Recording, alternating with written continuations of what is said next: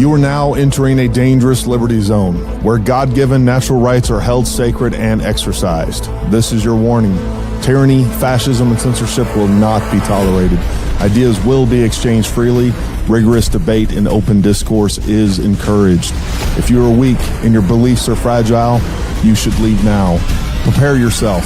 We are now live on the Dangerous Liberty Podcast.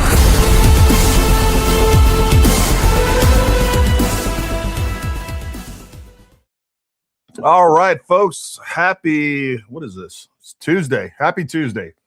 We have an impromptu episode of the Dangerous Liberty Podcast. I wasn't planning on doing this tonight. That being said, I would have liked to do this live as Candace was playing the podcast live.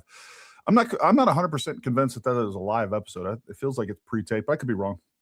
Just my feels and vibes. Look, I had another commitment tonight that I had to attend right around the same time that was playing. And when I was done with that and was headed back, I started playing just a little bit of it. And I probably got, 5-10 minutes in. And I just, look, we need to respond to some of these things and put some of these things in context and point out some things. And I'm going to do that as fairly as possible. But I definitely want to talk about some of the things that she discusses. And, man, what I will give Candace is she is good at spinning things. She is really, really good at spinning things at her advantage, but she kind of glanced over some major points in this of some truth. And this is what I'm talking about. This is one of her key tactics that she constantly uses to create narratives and to turn narratives into normal things, into more suspicious behavior. And that is through omission. There's a lot of stuff that is, number one, her viewers don't even, every time I talk to viewers, a lot of the times they don't even know what's actually in the charging documents, what the actual evidence says. They definitely don't know how these charging documents are created and what they represent. They are a description of evidence. They're not evidence themselves. And again, folks, the other night we had Andrea Burkhart on. She did such a great job going through this. I learned so much. One of my favorite podcasts probably in the last year. And she goes through these charging documents. She's a criminal defense attorney. That's what she does professionally. And she explains some of these, why is there not timestamps? What is it? Was it tampering with what evidence when, this person did this or that, or all the things. She clarifies that from a lawyer's perspective. And I intentionally wanted a criminal defense attorney. I wanted someone to present the best case possible for Tyler Robinson and against the state's case. I didn't want to get, I actually know a couple of different prosecuting attorneys. So anyways, I could have had them on, but what I wanted was a criminal defense attorney, and I happened to come across her. And folks, if you're not following Andrea Burkhart, you need to. She is straight down the middle. We talked about her politics. She is like independent. She's doesn't really go one way or the other.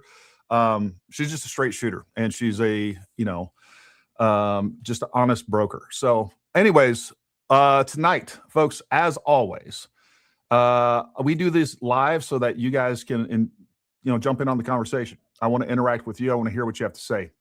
I encourage disagreement. All right. That's what I want. That being said, what we're not going to put up with is we're not going to put up with ad hominems, name calling, and the silly stuff like that. If you would like to talk, discuss, debate, I'm all about it. That's why we do this. We want to hear from you. I'm going to do this a little differently. We will be taking your comments. If I see something interesting up there, we will take your comments, as well as we will prioritize super chats. Tonight, if the super chats come up, I'm going to throw them up. We'll pause the video if it requires that. But we're going to go through this video, and we're going to talk about what's going on with this video and kind of take it from there. Let's jump right in here. And I do want to say hi to everybody over there. I know I'm kind of skipping that part a little bit, but we are going to play this. And let's just jump right into it. Okay, everybody, Shabbat Shalom. I just want to say Shabbat Shalom to everybody back at home. Happy Hanukkah to our greatest friends and allies. And, this is a good time to mention that Israel does have a right to defend itself. Tucker Carlson is Adolf Hitler, and TikTok does need to be purchased by the Mossad. It's just how I'm feeling today. I am not different. Maybe you are different. Welcome back to Candace.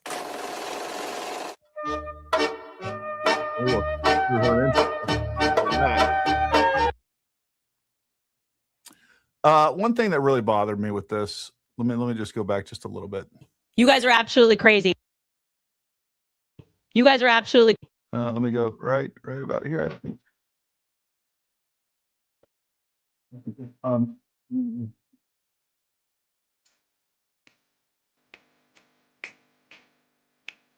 All right. So let's talk about this for just a second.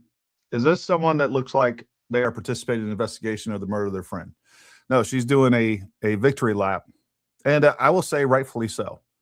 I'll just tell you right now, just within the first few minutes, TPUSA acquiesced, I think, way too much on this video with the information that they gave her.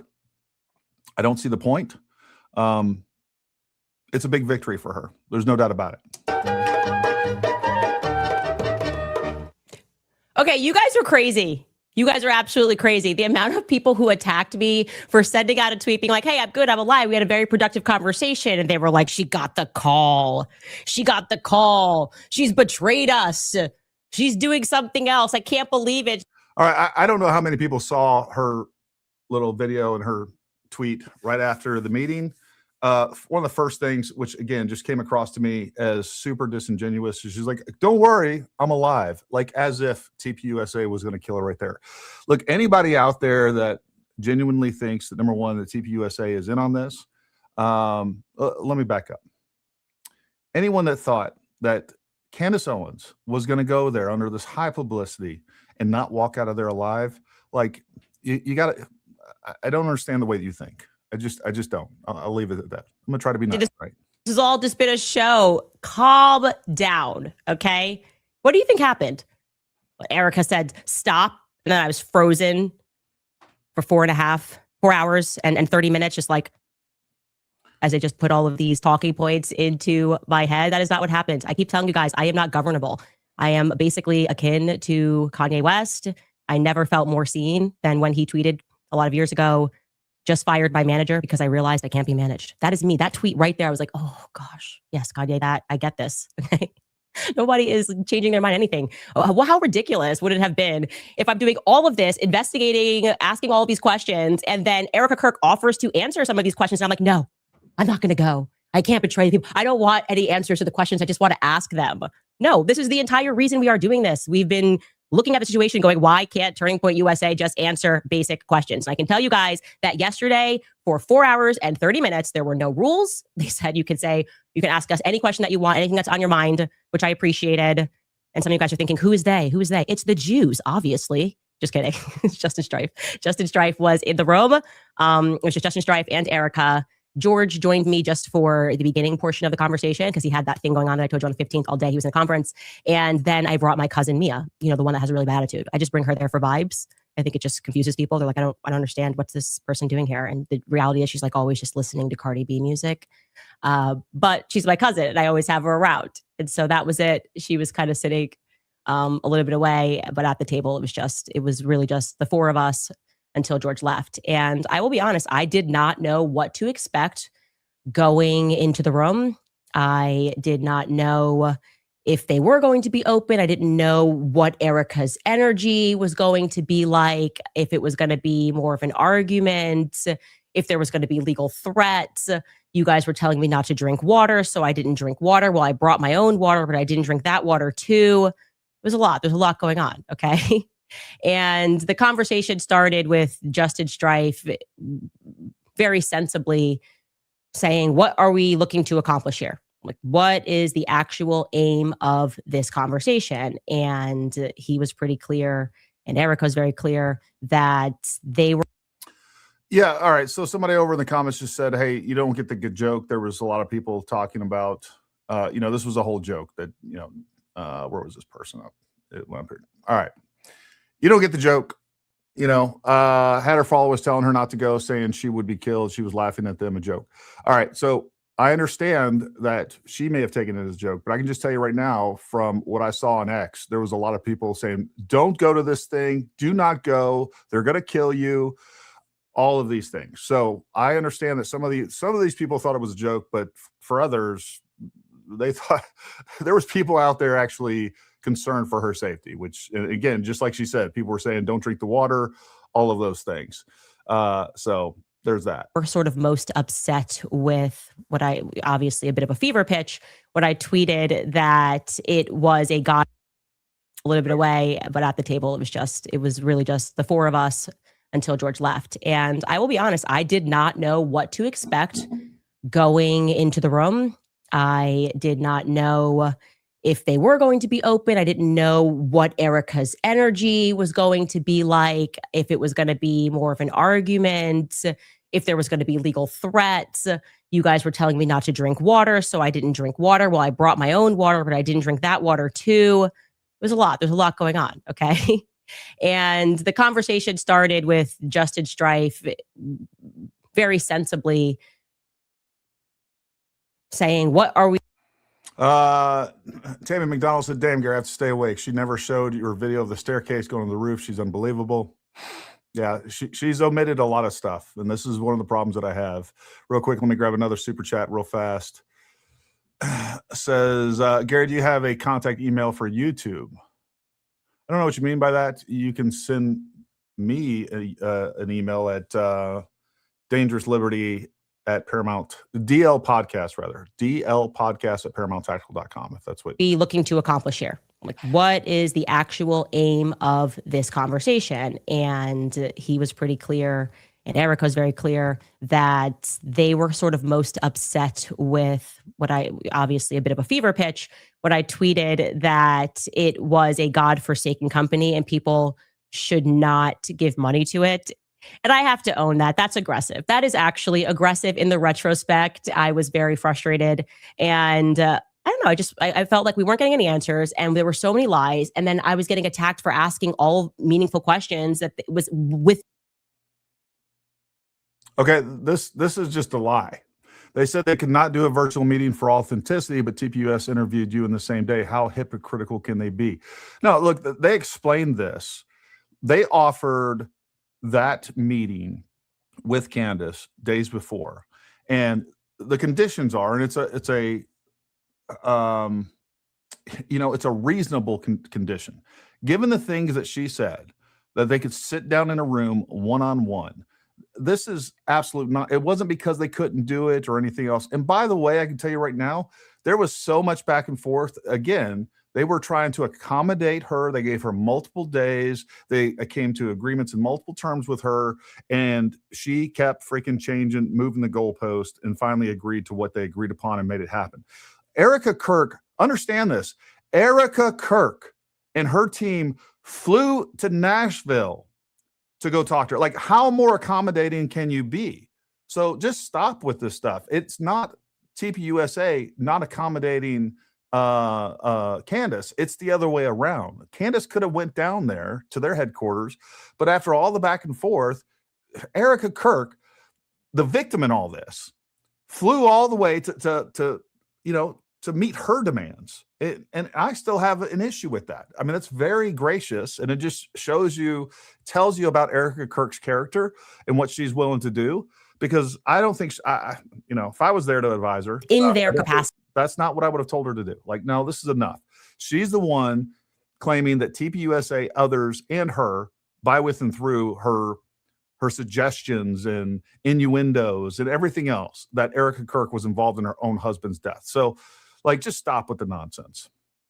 To answer. And I told you, I definitely, my problem in life is that I can rise to anger very quickly. I shared with them that I really felt like I was under attack for telling the truth from the very beginning, like casually, when I mentioned the Catholicism thing. Like, what was that about? I was like, look, I say something in a tribute to him. Alex Clark and Andrew Colvett then jump onto a podcast, and they're doing that weird interview, which is clearly aimed at me. And they've teased the interview as like aimed at me, but they never say my name. And that to me felt like it was the first, the first bit of mud that was slung, which their answer for that was, hey, that was a really crazy time. A new system had to be put into place. And all right. There is nobody on this podcast, I guarantee you, that fully trusts our government. That's stupid. Like, I don't fully trust our government ever. And I hate that suggestion. I spoke out strongly against COVID-19. I've spoken out strongly against January 6th and everything else. the point is when we talk, if you want to talk about Fed slop, okay, the only thing worse than Fed slop so far has been the Candace slop. Just because the government says it doesn't mean it's not true. All right. And just because Candace says it doesn't mean it's true. Don't trade like, oh, I'm going to do a knee-jerk reaction to this thing over here, and then I'm going to jump over to here to no matter what. If I have a choice between two options and one has a lot of evidence, it makes sense, it's logical, like all these things happen, and then over here, you ask me to believe that the French Foreign Legion, the United States military, Israel, flying drones, palm guns, camera guns, Charlie was a hologram, and you want me to buy into all that? Like, no, I refuse to do that. I don't care. Like, let's have some cognitive security and base our decisions and our mindset off of facts, evidence, and logic. That's the way that you don't get tricked. Because as much as the government lies, guess what? The internet lies a lot harder. And 99% of the lies that have come out of all this entire thing, including one of the things, like one of the reasons I wanted to do this tonight, is she proves herself wrong and proves many of you wrong out there that we're all over this stuff. For some of the many of the reasons that you were like, oh, I got feels and vibes that there's a lot of stuff going on, she debunks herself, the things that she's been saying for months and months and months. So stop with this nonsense. That is a false dichotomy. It's not either the government or Candace. All right. Again, Jesus, I always say his name wrong, the body language guy, said a beautiful thing I posted on X the other day. He said, you're low IQ if you don't believe that conspiracies exist. If you believe every conspiracy, you're also low IQ. You gotta have a little bit of discernment there. The same thing can be applied with conspiracies. I could say, guess what? The QAnon thing was nonsense. So now I don't believe any conspiracy. Conspiracies happen. So again, quit throwing out these false dichotomies because it's stupid and you sound stupid as well. And by no means did Erika give any person the authority to go out and say that the Catholicism thing was a lie. It kind of turned into this big thing. Yeah. Whatever. Okay. That kind of obviously was not the meat of the reason that we wanted to sit down.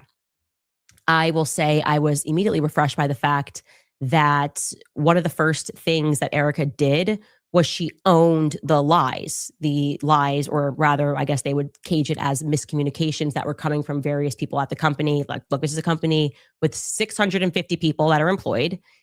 Everybody at this time is exceedingly emotional, and they are communicating. And no matter what somebody says on Twitter, they assume that this communication has come down from management, and that's not always a circumstance. But they owned right away, which felt great, that if you guys recall, Erika sat down with Glenn Beck. I actually missed this portion because I didn't get to watch the interview in its entirety, and we were pulling clips. All right, this is something I've been saying for multiple months. When people are pointing out these supposed lies, when we're talking about just some of the misstatements that people said, a great example of that is Frank Turek. When he was looking at a picture that was taken above, a wide field view picture that was taken above the event, he mistook that as a drone. And come to find out, number one, we had that picture. We've talked about this picture multiple times on this. That is not drone footage. That is from a 360 camera.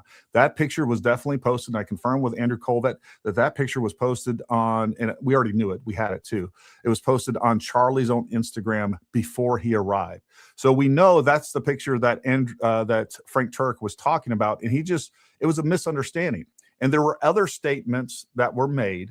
And when you have 600 employees, but let's boil it down to the people that are relevant, 30 or 40 different employees that experience different things going on.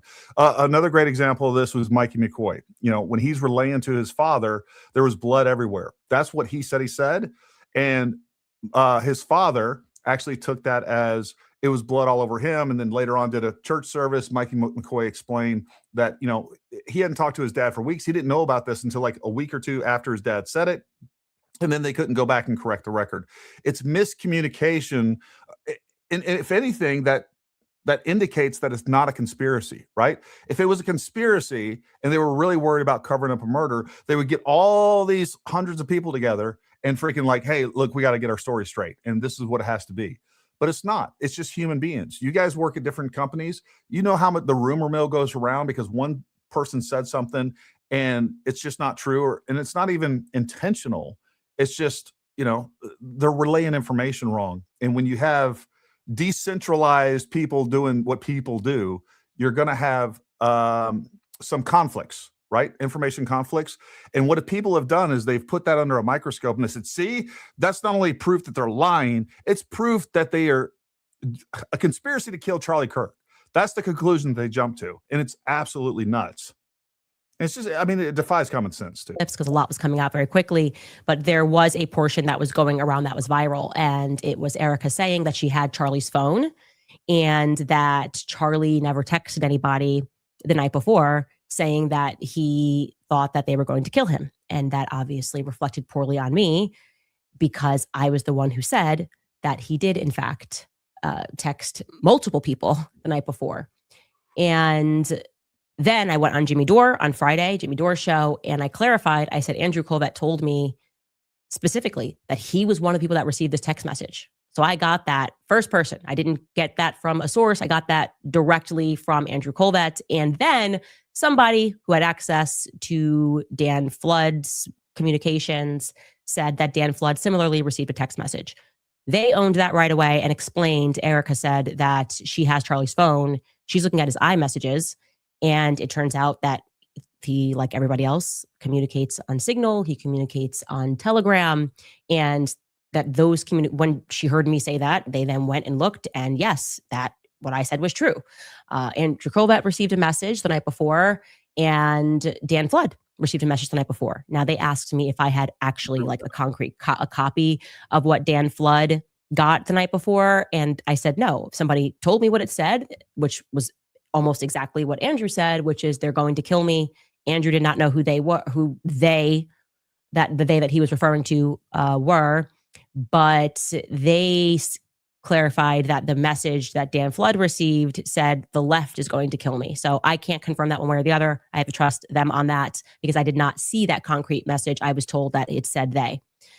Now, obviously, we discussed the moment, and I'm laughing here because you TikTokers are actually out of control. You guys are going to be the reason that Israel gets TikTok because you guys are acting a fool all the time.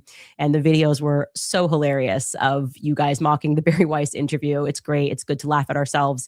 And Barry Weiss is always worth laughing at. But I was sort of like, hey, I felt name checked by the podcaster, Candace Owens, this obvious setup, and then asking me to stop. And it's interesting to hear Erika say that the reason she didn't ask me to stop in the beginning because she was actually learning things from the show.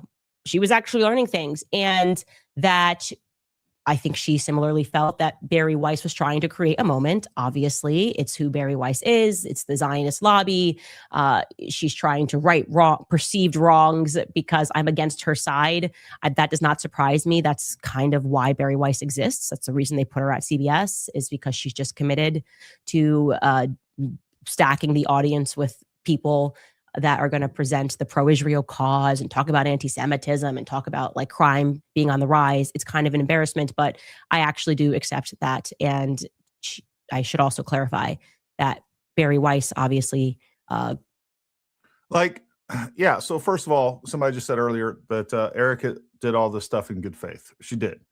And all throughout this, Candace is clearly hedging it. And apparently I haven't looked at Twitter since I don't know, probably 4 p.m. today or anything else, Twitter and all the other socials. So I don't know what the reactions of her followers are. I don't really care. But it was very clear to me as I got into this that she's hedging, right? She's basically almost giving an apology, but it's always a but. It's always a but. Like, I'm sorry, but I don't know how anybody can watch this woman and not come to the conclusion that she is just a pure narcissist. She never does anything wrong. I was watching one of her videos the other day where she said, yeah, I've gotten some things wrong and I've owned that. I've watched 25 to 30 episodes now. I have never seen her say, I got something wrong. And in a minute, she's about to address something else that she got devastatingly wrong, but she's going to pretend that she's not. And it's just like the intellectual dishonesty that comes out of this woman. I don't know how it's not so just obvious to everybody, because I think for those of us with sound minds, it is. picked those questions. They were not random, like I told you.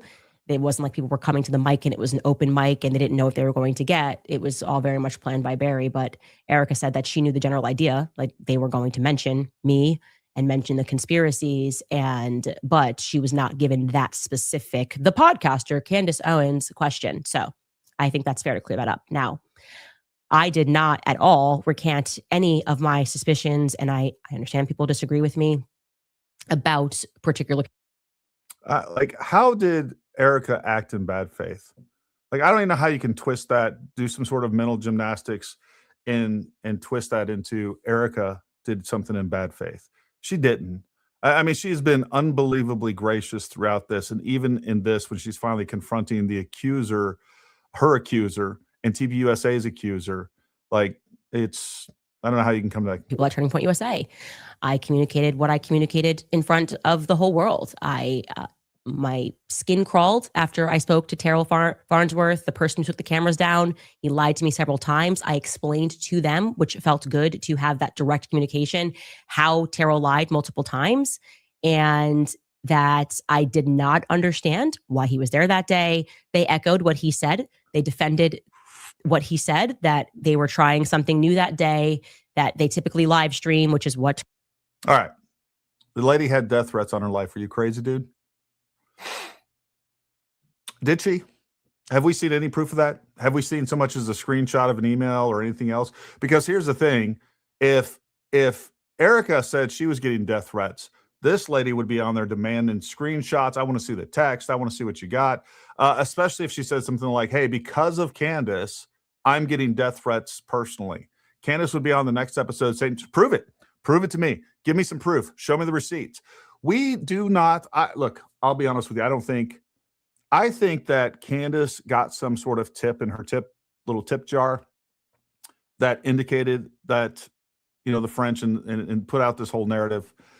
I don't think she thought it was serious at all, but she's going to use it. And because she has something in front of her, she may have sent an email to somebody. I don't know. But the idea that if you really believe that the French, Israelis, and the U.S. government are coming after you to kill you, and they're all in on it, and then you tell me that all you're going to do is send a text message to somebody at the FBI, and she's like, I should follow that with an official email. Well, yeah, you should follow that up, because if I was getting death threats like that, I would show you proof that I sent it to the U.S. government. And her whole thing is like the U.S. government's in on it. Wouldn't that be a great bit of proof that, number one, hey, I sent this email. Here's the email that I sent. Here's what's going on. She can put attachments down there so you don't see exactly what's in there if she wants to hide her sources or whatever she got going on. But I would provide you proof that this actually happened. And then I would provide you proof that I sent it to the U.S. government. And when they said they've received this, I would provide you proof. And then when I didn't get a response from them, I would also provide you proof saying, hey, you know what? The U.S. government's involved in this. They haven't even responded to a death threat of a U.S. citizen. That's a big deal. So, and then she goes on to say, you know what? If you report these things and it's false, you can get in big trouble. We don't even know that she's reported it. And then right after that episode that she released all this information, which we barely have heard about since then, right? I mean, like every day, if I thought a state-sponsored hit squad was trying to kill me, I would be putting that out on my podcast every single day. She's barely brought it up. And then right after that podcast, she went to Dollywood. We know that for a fact. She went to influencer parties. We know that for a fact. Don't tell me that she's been taking this seriously. I don't believe the threat. I don't believe that she thought the threat was real to begin with, and whether she even received it, I don't know. But regardless if she received it or not, she's never shown us any proof of that. She's never shown us proof of anything. And then when she does show proof of something, like she throws you a little screenshot of a spreadsheet that's showing the Egyptian planes, people look at it, they find it, and come to find out it's total horseshit. So that's where she is with evidence as far as I'm concerned. Carol said they typically live stream, and I said every college event. Well, they said, well, yeah, they live stream the events that are tour stops, but they don't live stream like the outside prove me wrong type events. And that was something that was new. I am not on the TPUSA payroll. All right. Before that interview, I'd never talked to a single person at TPUSA. This, again, is just character assassination, just spearing me. You got nothing else. So this is the nonsense you say. It's either I'm being paid by Israel, I'm a Fed, or now I'm on TPUSA payroll. I've never received a penny. They didn't offer to pay me to come on that. I wouldn't have taken the money anyhow. I'd never talked to anybody at TPUSA before. I had a phone call, said, hey, would you like to come on the show tomorrow? Said, sure, love to. So there's that. You're a liar. You're a disinformation artist. That's what you do. Shut up. And it required Terrell. And I said, even if that was all real, if that was all true, I still didn't feel good about the conversation that I had with Terrell. And I can't ignore my gut about the many little lies that he told. I thought the video he recorded was weird. I know he comes from a very powerful family. I personally do not trust him. And I obviously do not like the fact that I said, Tyler Boyer lied about this thing and came up with an excuse and said, well, Terrell was asked to take the camera down. That's the reason, he said on Twitter, because the police wanted him to take it down and secure the footage. And I said, I know that's not true. And they said, well, after all of that, after he took the cameras down, there was a police officer or Fed, whoever it was, that spoke to him and asked him to secure the footage. Well, that makes sense, but it's not a reason for why he took it down immediately. It makes sense that as you're investigating, you're going to say, who's got the footage? Let's lock it down. But it didn't make sense to me that Tyler Boyer lied about it. And I don't trust Tyler Boyer. And that does not. Gary, this is the dumb shit you guys say. I'm not even paying attention. I'm looking over here at these comments. Over here on the split screen is where I have her. I'm looking at comments over here. I'm mainly just listening to her, and then I hit pause when I see a comment that's worth talking to. So yeah, I'm intentionally. I don't even know how. That is never going to change. Similarly with Rob McCoy, he makes my skin crawl. I can't explain it. I look at him and he's a bad person, and nobody can make me feel one way or the other about that. I was surprised to learn, and this is kind of gets into, I guess, us not knowing the inner workings at Turning Point USA, that Rob McCoy actually does not work with Turning Point USA in any capacity whatsoever. And so him communicating as he has done, like, I'm the pastor, I'm this, I'm that, it's just not real. Like, that is not real. And we should know that that's not real. And when he says that, call him out on that. All right. This is the last time I'm going to say this. You call me a Fed. You say I'm again, we're trying to have a discussion. All right. This is open discourse. That's not possible if you're going to call people names. All right. So again, if you're going to be a child, you're going to get booted. So David, number one, I already said this, you're gone. And anybody else that decides to use ad hominems, you're gone. I'm not going to deal with children. Just not going to do it. Separately from Turning Point USA, I was operating under the assumption that he worked for Turning Point USA. And I said, if obviously that's wrong, I'm happy to correct that. But also, what were we to assume when he hit the stage at the memorial and said, I'm America's pastor, and then had the Wikipedia updated and said, well, I'm assuming he had it updated because who else would do that he started Turning Point USA Faith. So I guess, to be clear, we were just wrong about that. And I will have a lot more to say about Rob McCoy and where I believe he fits into a lot of things. So I'm not letting up on that. Now, one piece of this where I still don't understand it, and the magic bullet. Okay. Now, we all recall what happened. I casually say on the show, hey, I saw the footage. There was no blood. And honestly, when I said it, I didn't process how big of a deal that was with the 30-06. Very quickly, what happens is Andrew Colvett whips up this tweet about what happened with the bullet. And he said he wanted to address all the discussion that was being had about the online chatter. I'm obviously paraphrasing here. He says, I apologize. It's going to get graphic, but he spoke with the surgeon. The bullet should have gone through. The surgeon then explained that what he's typically seen on these wounds, and basically this was all a miracle. Charlie saved lives, even in death. And the internet clocked it, this miracle, the healthy bone. His bone was so healthy, and the density was so impressive. Like, this is a quote, by the way. His bone was so healthy. I want to read it. This is allegedly from a surgeon. Quote, his bone was so healthy and the density was so impressive that he's like the man of steel. It should have gone through and through. It likely would have killed those standing behind him too. And we were just like, eeh. That kind of was like the beginning of the WT. Look, I think that was a silly statement by Andrew Colvett. That was not meant to be some sort of technical statement. And again, this is like silly things that people are picking apart. Andrew Colvett is a PR guy. That's what he's doing. And he just had this horrific tragedy. I don't think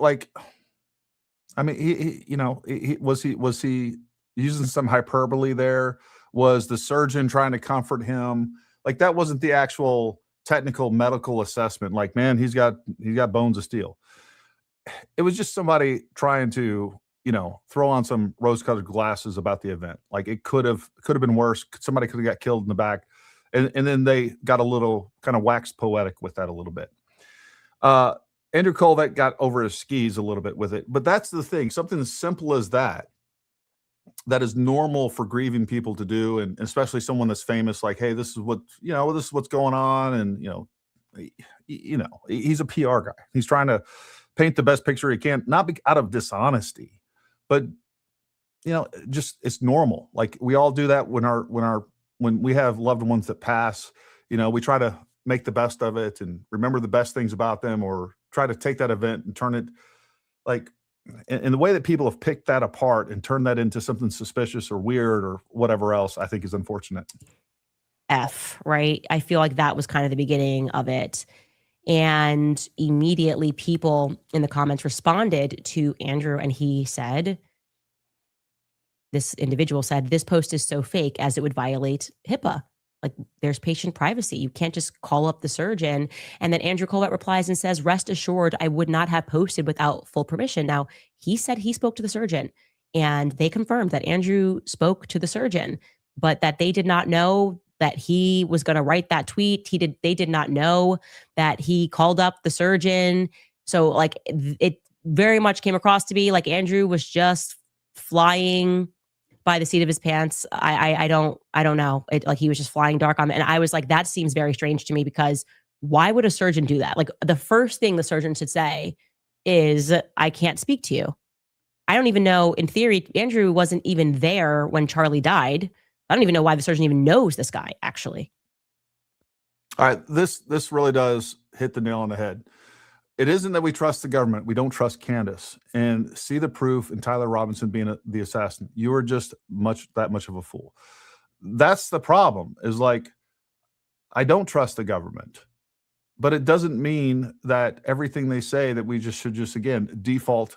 No, you know what? I'll give you that. And that's what I do. I default. I don't trust the government. I never paid attention to the government narrative throughout this. What I did was I actually went to UVU. I paid attention to what was being said. I looked at what was going on. The funny thing is, like, long before the charging documents ever came out and we had all the evidence, or at least a list of the evidence, just like Andrea Burkhart said, this isn't evidence.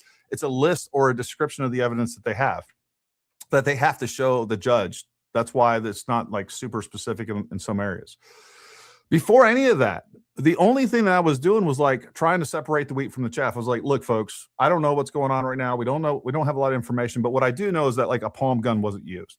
So I started doing debunking videos, palm gun, tunnels underneath underneath Charlie, somebody shooting from the rear. I was debunking those things. And before we had any information, before I even said anything close to what I agreed with the charging documents, people were like, you're a Fed, you're a Zionist, just because I said, I don't think that I know that a palm gun wasn't used. I know that we don't have an explosion under his shirt, because physics says we don't have an explosion. You can't have an explosion with enough force, or anything that's going to push a projectile with enough force to kill a man, and then it be underneath the shirt and not have damage or secondary burns to the shirt. It's just plain physics. I've done a lot of explosive work throughout my special operations career. I'm telling you, that's not how it works. So just saying that, before I said it, yeah, I definitely think Tyler Robinson, at that, I didn't know, because we didn't have enough information. We didn't know about the DNA. We didn't know about some of these things. I hadn't gone to UVU yet. Made no conclusion. I was still on the default that, guess what? Not only do I think the government lies, I also think the government's incompetent. So regardless of what they were saying, I'm always fact checking them, because I think they get things wrong. And we saw that with Butler. There were several items that the government said that they were clearly wrong about. It didn't change the narrative, but some of the things that they talked about were definitely just factually wrong. And the medical exam of Tyler and Thomas Crooks. All right. I did a whole video on that. going through and talking about how what they said, the trajectory of bullets, it was incorrect. All right. And then they freaking burnt the body. All right. I think something super fishy is going on with the Thomas Crooks thing. I've never said that I think that Tyler acted alone. I think he was the gunman. There could have been 10 guys down on the ground, including George Zinn, including Hunter Kozak, that could definitely be involved. I think it's like, I know for a fact that other people were involved in this.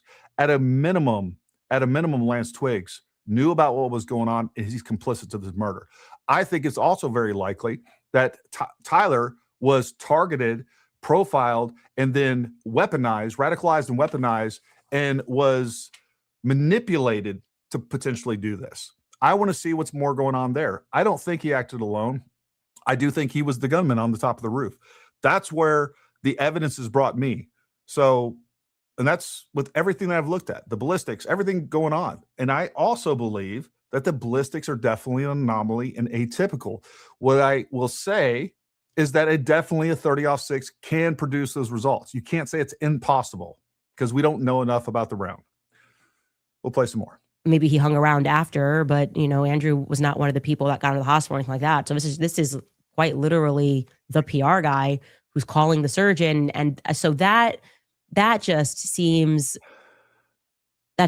very inappropriate for a person to do. Period. And I would say it was kind of the beginning, but that was what I got from that. Now, obviously, we discussed the security. I brought up Brian Harpole, this interview with Sean Ryan, and I think we can believe Turning Point when they say that they did not approve of this. They had no idea he was going on Sean Ryan. I think that's pretty clear. I don't believe he works there anymore. So that was kind of him just getting out there and perhaps trying to rescue his own reputation. And I think that only made his reputation worse, actually, because people rightfully sensed that he wasn't telling the truth in that interview, that he was being cagey, that he was saying things that didn't make any sense. Again, you constantly have these people that believe, like Brian Harpole, that with enough performance, he can sit down and you're just going to convince. Yeah, Super Mugs, this is exactly right. This is the thing that I've said from the beginning, is that Candace insinuates, her followers turn those insinuations into accusations. Not once have heard Candace rebuke her cult for making such direct accusations. That's 100% correct. And you can look at it. Number one, I experienced this early on before I started even paying attention to what Candace was saying. I'd have people come to my comments on YouTube and X and everywhere else and say, Candace proved today that X and X happened. I'm like, I doubt. I know this case pretty well. I know that. Send me a link. So they'd send me a link to give me a timestamp. And there was no proof of anything. It was her literally just talking about it and insinuating that this happened. And then I'm talking hundreds of people took that as proof and definitive. So what Candace insinuates, people take as fact. And she knows it. And just like you said, she's never rebuked her followers for, and that's the point. All right. This is a disinformation, a smear campaign that she has put into place. And then she cowardly gives herself deniability. Like, oh, I never said, I'm just asking questions. No, it's an assertion phrased as a question, and we all know it. And you're being disingenuous by saying so. KGO, thank you very much, by the way. Thank you for doing common sense investigation. It seems like Candace doesn't look much beyond what her people send to her.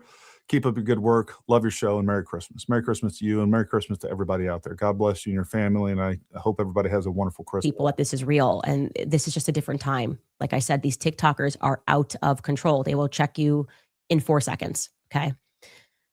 Things that, the biggest piece of this that I want to communicate, and that I did You're welcome to go watch something else. I have never participated in live stream chat to do what is wrong with you people. Look, somebody said it earlier. I'm fed up with what's going on. I'm fed up with people's real lives being destroyed by the dumb, low IQ accusations of this woman. Her coming out and saying that X, Y, and Z proves some other things taking place. I'm tired of her saying that the U.S. National Guard and military are involved in, assassin operations, when I know that it's just false. And more importantly, what she's doing to the fabric of our nation. All right. Truth is important. It really is. It's all that matters, folks. If millions of people can be duped by this person. All right. It's not even sophisticated. It's not even believable.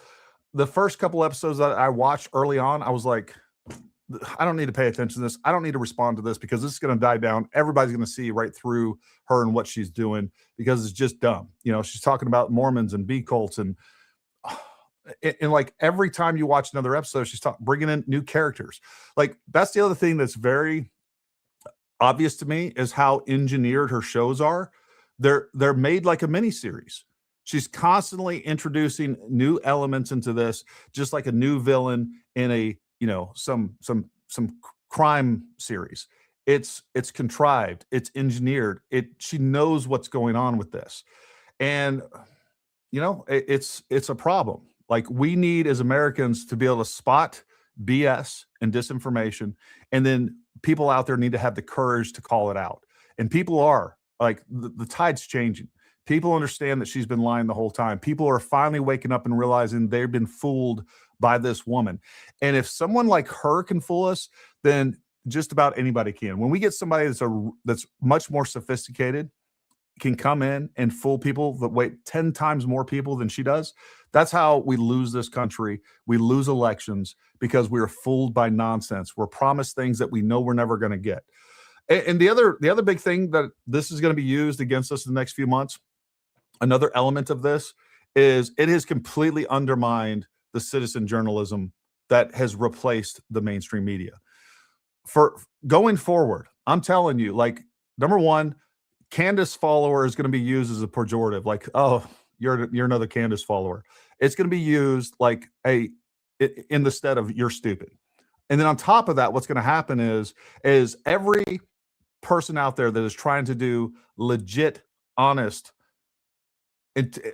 journalism with integrity, all right, their information is going to be undermined like, oh yeah, like Candace Owens.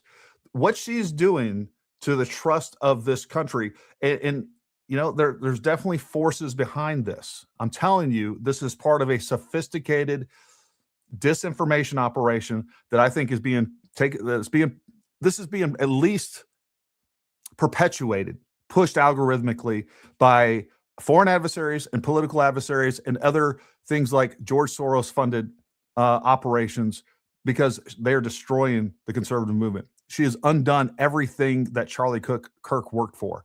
Those are facts. And that's why they want to take down TPUSA, because of how effective they actually were. Communicate to them. And I hope that they took me seriously on this, or rather that they take my strong advice on this. I said, one of the reasons why I really want to sit down is because I want to walk out of here and feel confident saying to my audience, hey, like, there's stuff going on behind the scenes, but Tyler Robinson shot Charlie Kirk. Like that, more will come out, but you can take it from me that this is what happened. I was looking to achieve that because there's been a lot of signaling from various people, some people who are experts, some people who have been involved in cases, that there's obviously going to be stuff that the public does not have access to. And so it is at least plausible that they have seen very clear footage that we've been asking for of Tyler Robinson getting up there and taking the shot. Like, they have access to UVU camera. So I was hoping to hear that. And I said that I want to hear why people feel so confident at Turning Point USA that Tyler Robinson is the guy. And at this point, they elected to call the lawyer, like, their lawyer who is involved in this case. One of the lawyers that's involved in this case. There's always a team of lawyers, especially for something like this. And what I got from the lawyer did not make me feel that Tyler Robinson shot Charlie Kirk. It did not make me feel confident that he didn't or did shoot Charlie Kirk. I was very surprised by this. He spoke a very long time. I asked, can you share with me what it is? And I said, when you share this with me, I will not say what that thing is. If we want to protect the integrity of the case, I'm not going to, if you say we've got the footage of him taking a shot, I promise I won't say that to the audience, but I will communicate to them that you have something that is solid. And no, to the exact contrary, this guy he said that they have nothing but the affidavit. Okay. So what? Hey, just so you guys know, I've been talking to Jesus the last probably a week or so. What a fascinating guy. I'd seen some of his stuff in the past. I've been watching some of his content even before he kind of went hard on Candace. And long story short, we're going to have him on soon. We're still working out the details. He's in Europe. Time zones are a little crazy. People are figuring that out with these silly Google trend things, which we can address tonight if some of you guys would like as well. But we are definitely going to have him on, and I think he is a really good, down the middle, calling balls and strikes, good source of information. You have what we have seen is what they have. What is being discussed publicly. You are this whole like non-expert problem with like, well, you don't know. It's like what you read, his messages that don't have any dates on it, Tyler Robinson writing out everything and the clean alibi. That's what they have. And what he explained to me was that that's the affidavit stage. That's where it's at. And then, yeah. First of all, thank you for your service, Gary. Candace has some traits of a narcissist, but what are they good at? Manipulating people into whatever they want. Gaslighting is what she does. I agree. And again, it's always constantly the whole side of her argument. I don't care if we're talking about Ian. And look, I'll be honest with you, folks. I like Ian. I do. I think he is, for a while there, I felt like he was someone that saw the world in a different way and was being honest, but we disagreed. And I was fine with it. I have Ian's phone number in here. We've texted back and forth the past. I still would have him on and be very gracious to him. I think at this point, and one of the things that he sent a comment to me on X, I replied and was like, look, no, what you have a responsibility to do is just to be honest. Like, and that's what we all have to do. We have to reveal to our viewers the things that are potentially damaging to our narrative. Like, we just have to give you the facts. And when you show some facts, cherry pick those facts, and you show this part of it, and you show things that support your narrative, but you're hiding other elements of this, like that's where we all become dishonest if you're doing that. And I'm not going to do that. All right. I'm going to show you and address everything. And I've tried to do this 100 times. And that's why I do these live streams. And that's why I'm constantly responding to people that disagree with me. And I'm fine with that. But what I'm going to tell you is what I believe. That's just what it comes down to. And what takes place now is the investigation is ongoing, right? So right now they're looking for more information. And once investigators, they could very well have obviously footage. And that is why they might feel that, oh, we're definitely gonna get this prosecution. But the reality is they don't actually share that information with the victim. They don't share that information with Erika. They don't, in this part of the process, they will not know what investigators have discovered. This is what the lawyer told me until May. Okay. They have not seen anything that you have not seen, is what I want you to know. So with that in mind, I'm sitting here going, why are you signaling? Look, the other thing is she's right. You're not going to see any of this stuff till May because they're not going to give it to, look, the defense and the prosecution is who's going to get the information. There's nothing weird about that. I think most people would be upset. And if the prosecution or the government was giving Erika and her team more information that they were sharing with the public, she would be griping about that right now, right? She would be calling bullshit on that. This is what we have, these charging documents. We're going to see a lot more. The investigation is ongoing. And this is another point. She has constantly said, oh, the investigation was over in 33 hours. Oh, okay. Let's just put that was never true. That was never true. And it's just these little things that build up, that snowball over time, that are not true, that she has been able to undermine the strength of this case. And then the other thing that she has not done, not one time, she has not one time gone through the charging documents line by line and shared. She's pulled out summaries, she's pulled out, and then she's rephrased things to make them less credible. Like, there's a lot of information in this document that she's never shared with her viewers, and that is a lie by omission for sure as well. Why do I feel like the public's being gaslit on this? There's been nothing that's convincing. There are so many commentators who have gone out and said to you, it's overwhelming. The evidence is overwhelming. The text messages that don't have a date, that don't even sound real, that's overwhelming. That to me feels really fake and gay. I really do want to say that to every. And again, Andrea Burkhart, go watch my podcast with that. She explains that there would never be actual text messages. These are going to be summarized versions of text messages that saying, hey, this is the information that we have. There would never be, a list of the text messages. The judge has to go through a lot of information. He only wants to see what's relevant to the case.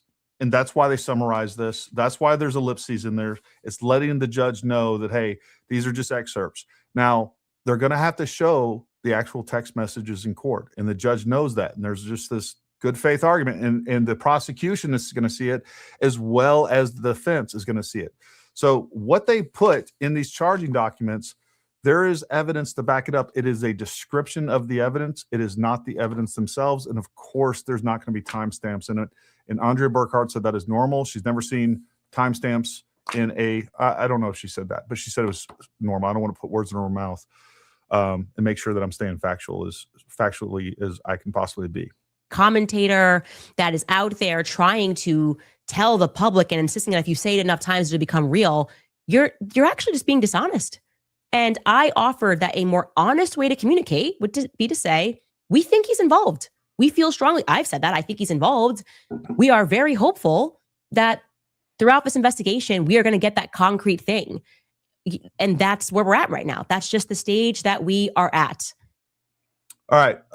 Gerald Bonachita said, no, you think she is fake because you believe Kenny, as Charlie didn't think she was fake and was the most important person in his life. If Erika is Charlie, was also, or he was an idiot or not. Yeah, look, like I've said this before, Erika comes across a little fake. I think that is fair to, she's just one of those people that doesn't do good in public situations. And she's trying to, and she's dealing with so much, like some of these criticisms are fair just because people look, again, coming from an instructor background, I used to teach at a high level in different things. And like, there's some people that just can't get in front of a crowd and talk and do well and look normal and convey information. They can't. My wife, she doesn't like coming on podcasts. She feels super self-conscious. She's super smart. She has a lot to offer. I'm like, it'd be great to have you on here and, all those things. She doesn't want to.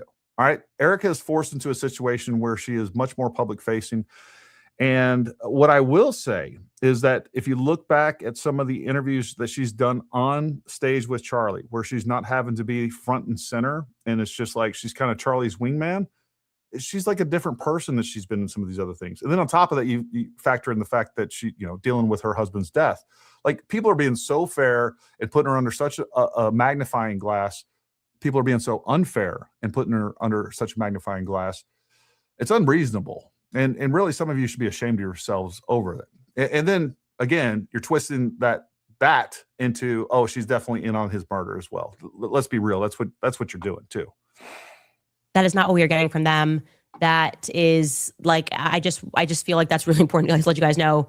Let the gaslighting stop. They have what you have. Okay. There is nothing else. They are in an investigative stage. Erika has been named as the victim. They will know more in this May hearing, which is the probable cause hearing. That's what the lawyer told me. It's probable cause hearing. And that's when they will see the evidence. That's when they get to present the evidence, why they are going to stand there before a judge and be like, yes, we need to move this forward. It's not just an affidavit. We're not pulling together scraps. We have concrete evidence. Until then. All right. MT485, I'll hit some of these super chats real quick and then we'll try to play some more of this. MT45 said, I've been saying this for months. Low IQ conspiratards like her and the weird Qatar shilling from Tucker are going to give credibility back to MSN. Yes. It really is.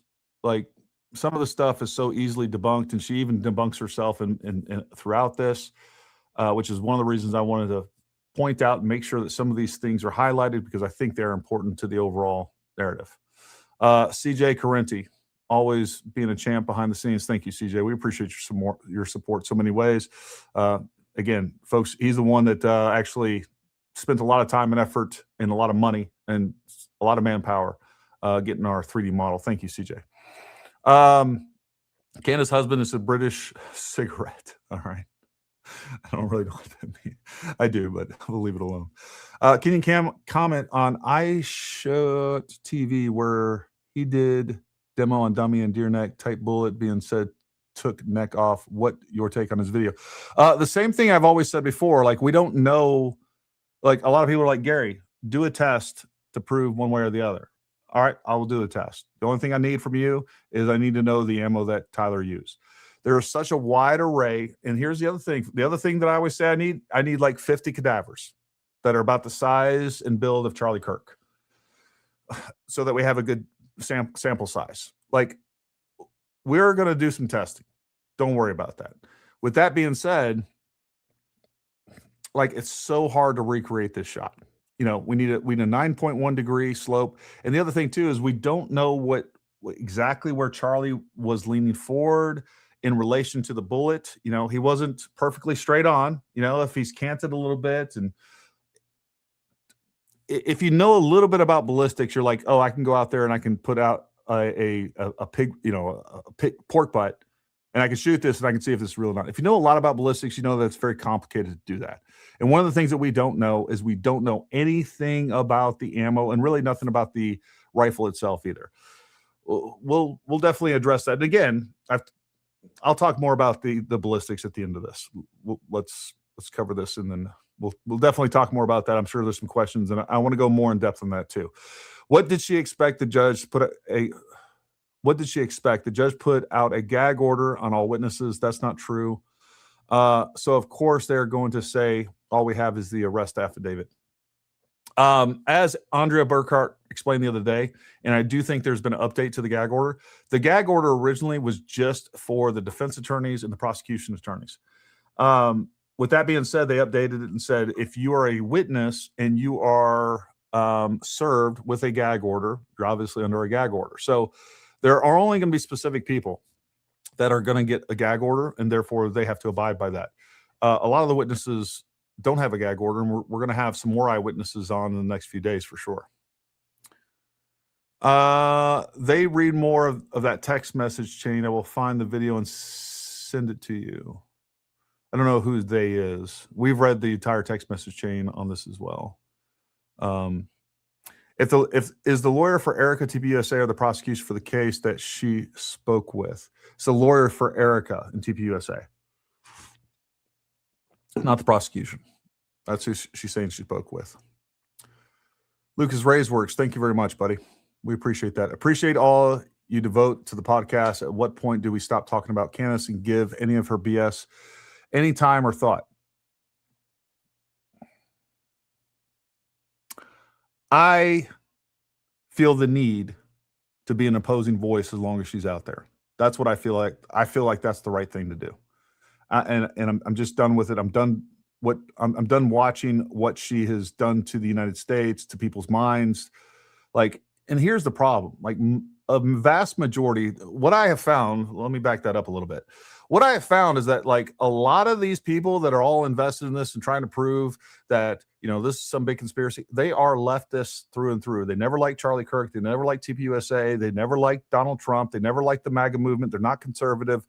And this serves as such a perfect, it's perfect for them, because everything that they hate and they oppose, just by pushing some of these crazy narratives, they get to undermine and destroy. So that's part of this. And then there's another section of this that really bothers me, and that is there's a lot of genuine conservatives that are caught up in this and are being tricked. And a lot of them, the other thing too, is like there's this underlayment of anti-Trump, and like she's telling people not to go vote. Like, that just tells me you're not principled to begin with. Like, just because I think, I don't know, something's going on, like, the last thing I would tell people to do is like, oh, just don't go vote until we get the truth on this. No, like, our elections still matter. They matter a lot. Do we want Biden 2.0? Do we want our southern border flooded once again? Do we want more election fraud when Democrats are in power and they're continuing to gerrymander everything that's going on? Do we want our gun rights taken away? Like, there's a lot of things on the ballot that are going to matter. And what we're seeing is we had this great pendulum swing, a lot of because of Charlie Kirk and TPUSA to the right. We won some pretty significant elections, including beating Kamala Harris and re-electing Donald Trump. That pendulum is swinging way back the other way. And what we're going to end up with is something like a Gavin Newsom for president in 2028. And we're going to have much bigger problems. And for her to be so self-centered and say, oh, this is all that matters because this is all that matters for me. I'm going to tell, my 7.5 million followers to not go vote. Nothing is more self-centered than that, in my opinion. So that's where I'm at on that, Lucas. All right, let's play some. Okay, until we all get on the same page and understand what else they have, I am very confident stating the opposite of all of my, I guess, well-paid peers in that I don't believe that Tyler Robinson pulled the trigger. And what I also said to them was, and I said this in front of the lawyer because I don't know why I'm like this. I was like, you might need a new lawyer. I was like, because this person's trying to sell to you that this is solid. One of the rules that me and my husband have is that if you have a lawyer that tells you like you're 100% going to win, it's very clear that you're going to win, you need a new lawyer. Okay, that's a cheerleader. That's not a lawyer. A lawyer, even if you should 100% win, should be telling you the risks here. I feel good about this case. Like, let me talk real to you. I feel good about this case, but here's where things could go wrong. I want you to understand those risks that are involved. We don't have this yet. We don't have that yet. And especially given what I told them, which is your lawyers or the investigators rather, not their lawyers, because they're not the ones investigating. It's the state of Utah that's investigating. They have not called the one solitary person, as I told you guys, who filmed as he was on the roof. Remember the guy that's like, oh, there's somebody on the roof and he sees him crouch down. I said, I spoke to that person and his testimony would be devastating to your prosecution. No, it wouldn't. No, it wouldn't. And again, this is one of the things is like the stuff that she finds out is so important. All the other eyewitnesses and everything else that, again, she omits. There are dozens and dozens, there's literally 3,000 eyewitnesses out there. She's cherry picked the one that she's talked to. All right. The one that may or may not say something a little bit different. And again, folks, I've been to that spot. I should have pulled it up. I was shocked to be able to see like that. That's the exact spot where he filmed that is like 150 to almost probably two. That was the one thing that I was like, wow, this is actually the one thing in this whole campus that I thought was closer than it was. It's like really far. So what she's getting ready to talk. Well, matter of fact, we'll let her say it and then we'll kind of analyze it a little bit. He saw the person on the roof. He filmed the person on the roof at 12:23 p.m. and he did not see that person take the shot. And this is not some random student. This is a guy who trained. All right. Oh, look, I'm going to show you this real quick. Let's see how first of all, look how far this is away. She makes my point for me. His testimony would be devastating to your prosecution. He saw the person on the roof. He filmed the person on the roof at 12:23 p.m. and he did not see that person take the shot. And this is not some random student. All right. Look how far this is away. And she's getting ready to talk about recoil and everything else. This was like, I was like, oh man, this guy, we see where this green thing is right here. Let me pull this up real quick. I'm not going to show this to you, but I want to know what the actual distance is. So I'm going to throw a line down. And I'm going from the shooter location. I'm on Google Earth. I'm going to go to the shooter location and I'm going to go to about where this person is. That is about 500 feet. 500 feet. Oh, hold on. Yep. About 500 feet. So it is an extreme distance. Keep that in mind. And then I'm going to go ahead and we'll play the rest of this. Look how far this is a guy who trains. He zooms in. People to shoot guns at a range. He knows guns. Okay. He said what he saw was a smaller gun. He said that this person, there is literally no way that this person would be able to tell what the size of that gun is from 500 feet away. You wouldn't be able to tell if it was an AR-15 or a 30-06 or a freaking Barrett at 500 feet away. Couldn't do it. He zoomed in significantly at this point. Was dressed in black tactical gear and there was no recoil. How on earth would you know what they're dressed in at 5? Look how much you can see of this guy. Look how much you can see. And I know he gets up 500 feet away, folks. You're going to tell me you know what he was actually wearing? This is why the prosecution would, if the defense was using this video and trying to come up with some sort of narrative, hey, this guy said, dude, you were 500 feet away. There's no way that you'd be able to tell whether or not he had black tactical gear or anything else. That would be devastating to the prosecution. And yet investigators haven't reached out. Now they offered back, well, maybe they haven't reached out because. And by the way, look, as crappy as the video that we saw from, of him coming off the roof, that's the same guy. We know that, that shouldn't be in question. But you're saying, again, we see that he's not wearing black tactical gear. I mean, the footage is crap, but we know that. So again, and on top of that, where that location is, that same video camera, we're going to see the continuity of events. We're going to see this guy jump over the little retaining wall, disappear for a few minutes, and then he's going to make his movement out to the shooting location, the final firing position. All right. It says he low crawls, gets down on his hands and knees, and then low crawls up to that position. And then we're going to see him run around just like we've seen video, run around the middle of that. I still don't know why. And I think it's a great question. I don't know why he didn't just go back to the stairs. It's actually a longer route to go around the other way. I don't know why that was. I don't know why he did that and just didn't just go back to the stairs. I don't know. But the fact is we're going to see that continuous film. So there's no way. We know the guy that gets off the roof doesn't have tactical gear on. And we see that he has civilian clothes on. And we see that this is the same guy. Where are you coming up with that? So this would not devastate the prosecution. She's not even thinking this through. They have an even clearer video where and that's true. That's actually a good rebuttal. They're like, we don't even have to talk to this guy because the video will speak for itself. And we saw what we saw. We did. Okay, but wouldn't you still want to speak to the other guy so you could prepare? No, because they know witnesses, especially ones that are 500 away, can't see shit, right? So the defense wouldn't even want to talk to this person. I don't know, to question him something. I don't like that this investigation is going on, and I feel as though I spoke to more people than they have.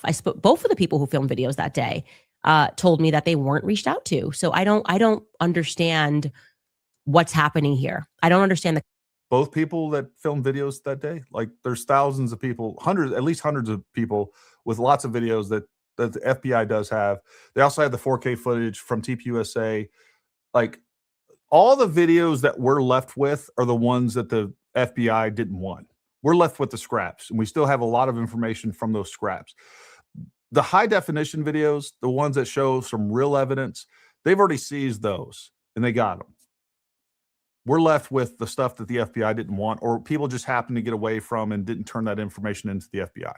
That's what we're left with. Confidence, I guess, is the best way to say this. I told them I do not understand the confidence that is happening. Now, another really big thing that happened was they brought me Mikey's call logs. Okay. They brought me Mikey's call logs. And that is why I said this was a productive meeting. There is no other way to say it. I asked every question and they came with paperwork to show and to answer and to explain certain things. Also, which was, I thought, actually kind of sweet, that I guess I did on the previous show. I was kind of looking at things into Mikey and I couldn't find him. And someone said, I think Mikey's not his real name. They thought it was his middle name actually. And I just assumed, okay, well, maybe he's using his middle name and that's why I can't find. Again, this is another thing that she pushed. It's not even his real name. She said it very assertively, as factual. It is his real name. Him. But Mikey really wants you guys to know that is his real name. And it is his real name. I found out shortly thereafter that they were confusing his middle name with, they thought it was switched. That Michael is his real name. Just to clarify that. Again, she's trying to twist this around they thought it was. No, you are saying, you're telling people that Mikey's not even his real name. And again, it's just another one of those little things that snowballs to build this suspicion around here. We get a lot of little things wrong. And next thing you know, you got to admit this whole thing's suspicious. No, she's just getting a lot of things wrong and then turning that into suspicious behavior. I realized I actually didn't go back and clarify that. But Mikey's call logs, big piece of this, okay? I'm going to, I guess, jog your memory on what Blake said about Mikey that day, and then I'll tell you what actually happened, because I don't think Blake has that great of a memory. Okay, take a listen. So I was not with Mikey, or I don't remember being with him. I think I was ahead of him as we left. And then we get out, and I run for, can't have been more than 15 or 20 seconds. And then I realized there hasn't been another shot. So the shooter has likely been detained or stopped or something. not in immediate danger. I pause, I look around me, and I see Mikey. And I see Mikey there. And truthfully, I will never forget what I saw, because I've seen Mikey almost every day for the past 2 years.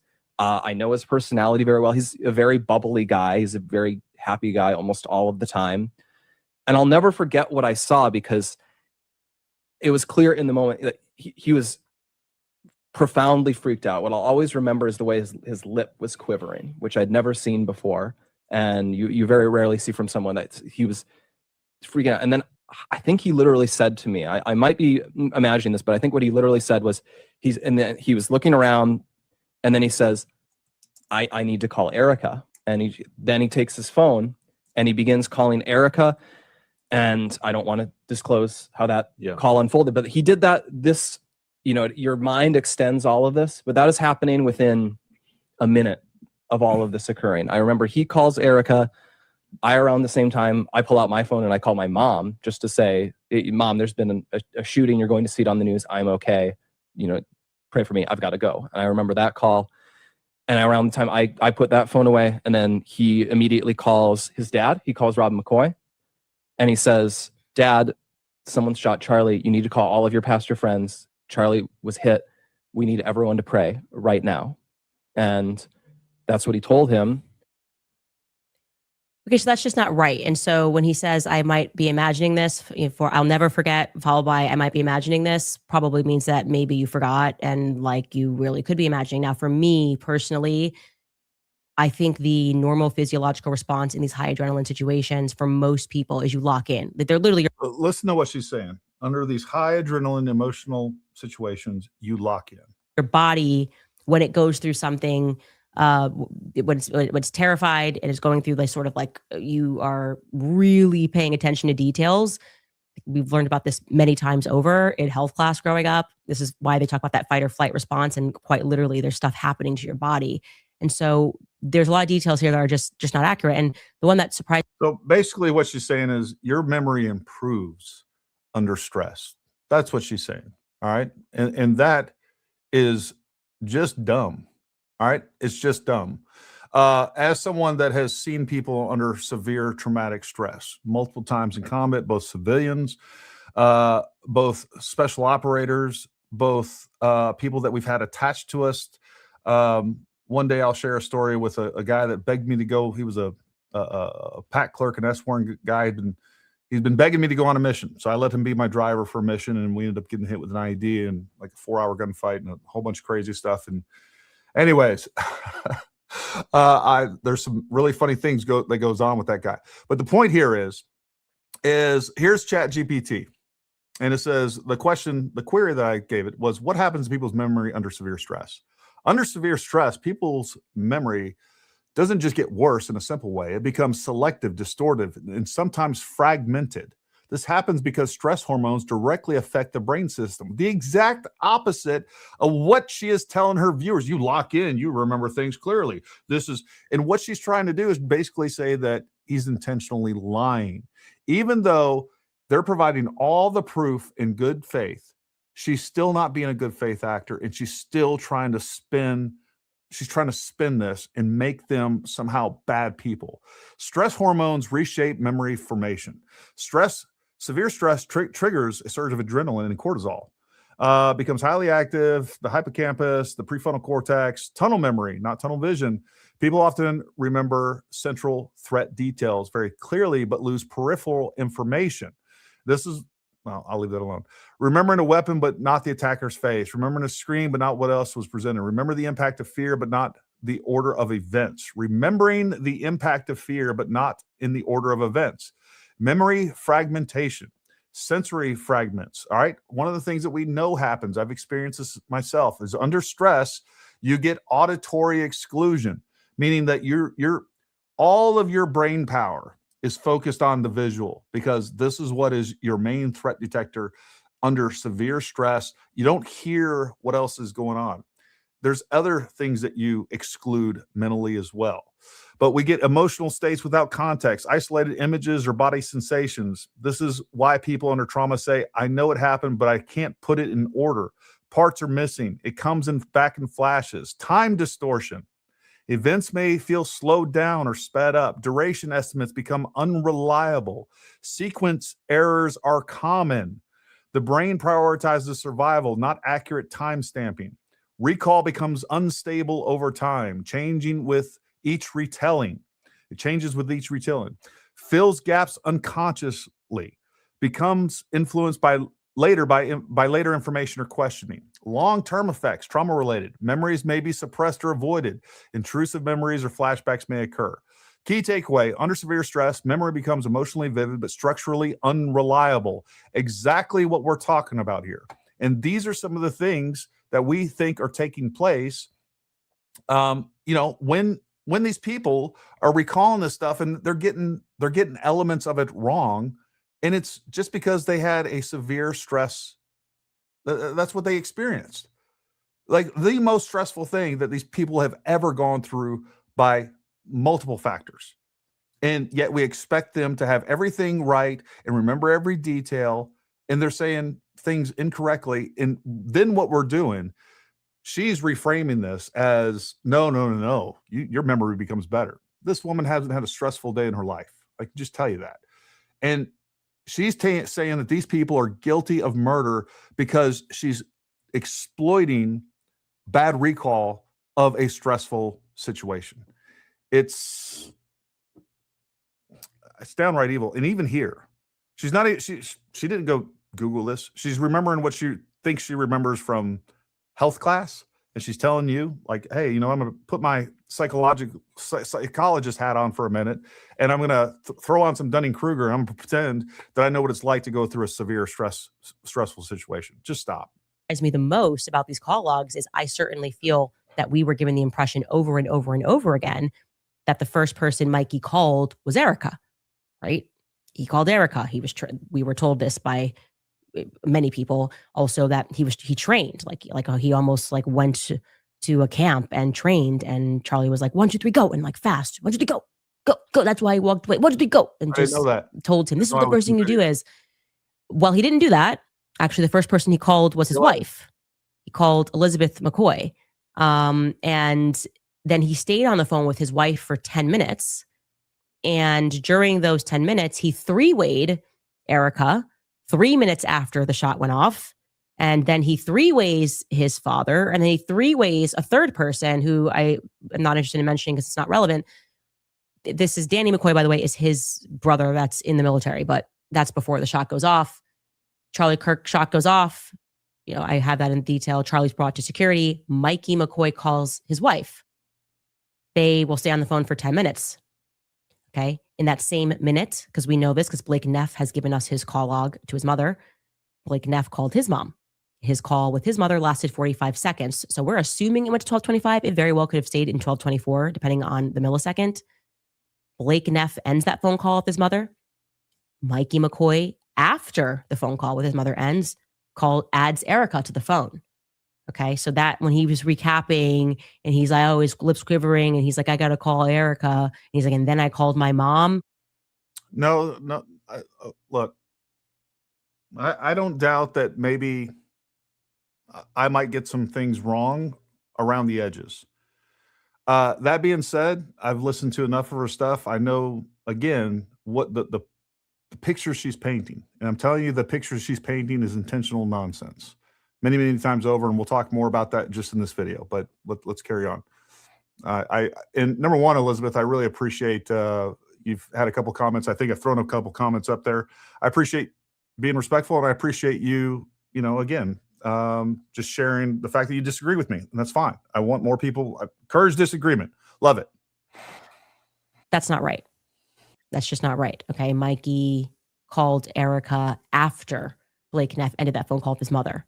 If call logs are to be believed above, human testimony. Mikey McCoy then drops Erika from the phone call 2 minutes later, and then he adds his father to the phone call. Again, he is this entire time on the phone with his wife. Okay. And then Mikey McCoy ends his phone call with his father. He does call another person who I'm not mentioning because it's just not relevant to anything, not a character in this story, rather. And then he ends the phone call with his wife. And a minute later, his brother calls him back and they stay on the phone for 10 minutes. I did not get this from everybody speaking about this Mikey McCoy call log. I know that you guys did not get this. I did not get this. I don't know why she was disappeared from this. Like, you could go, look, the wife wants privacy. No, she was like, main stage at the memorial, has been, I would say very involved in a lot of this kind of, like, I think it's very close that she's close with Erika. They went on the vacation together. So I don't get this disappearing act. I found that to be like, okay, but they were forthcoming with it. That feels good. That feels good. All right. Even there, like, she uses her words carefully to cast aspersions on the people that she's talking about and to create suspicion when there should be none. Like, what's with the disappearing act? Why has this person disappeared?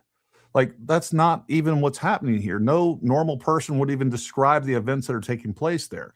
All right. So anyways, long story short, she goes on. I think she covers it some more. Like, one of the big things with this entire event that she has framed proof around is that what Mikey McCoy did so crazy. You can't tell me that he wasn't on the phone with somebody. She has suggested that, said it directly, indirectly. She said it 100 times. I've heard it in multiple episodes. And here we are with the call log, proven that while it was a super stressful event and nobody acts normal in those events, everything that she implied that Mikey McCoy was talking to somebody, they shared the actual call logs. She has made such a big thing about this. I see this in my comments all the time. Well, tell me exactly who Mikey McCoy called. Tell me that. Tell me that. Why can't you tell me who Mikey McCoy called? Why would he call somebody? Why would he do this? Why would he do that? She has turned Mikey McCoy into the mascot of this entire conspiracy. And here she is. She's completely debunked on that fact. And that's not a small deal, because that has been one of the biggest things she constantly references and all of her followers reference. And they've turned into body language experts under emotional duress. They know what people should do, what people shouldn't do, experience an event that they've never experienced. And yet here we are, that whole point of this, everything that she's been implying about that particular portion of this entire event, it's debunked. It's nonsense. She's made much ado about anybody. And the point is that piece alone has convinced millions and millions and millions of people that this entire thing is a conspiracy to assassinate Charlie Kirk, and that it is proof. It's been used as proof. I've heard it 100 times, used as proof that TPUSA was involved in Charlie's assassination. So that is not a small thing by any stretch of the imagination. All right.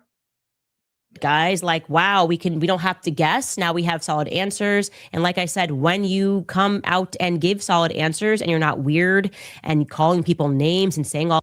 The point is a normal person wouldn't point to an unknown when you don't have information, and you fill in that vacuum of information with a bunch of accusations that they are like, that's not normal. And it shouldn't be normal in our society when you don't have proof of, you don't have evidence. It's okay to say, like, I would like to know what's going on there and then move on. But when you create a whole narrative around this one event that TPUSA is involved in this, and come to find out it's not true. Not once, and this is about the furthest that I got in this so far. So everything after this is going to be new for me as well. But not once have I heard her so far say, you know what, I apologize for calling Mikey McCoy or insinuating that Mikey McCoy was in this. I was wrong. And I just want you, the viewers, to know that I was wrong, because that's what she should be doing. But no, she's still twisting it. She's still spinning this like I was half right. All they had to do was do this. Like, there's no self-reflection at the damage that has been done to Mikey McCoy and the people around him. And like, it's one of the most, man, it's just sick. It's just sick. All this stuff, it allows people to go, okay, I feel a bit more like we can trust this process because we have communication. That's the reality.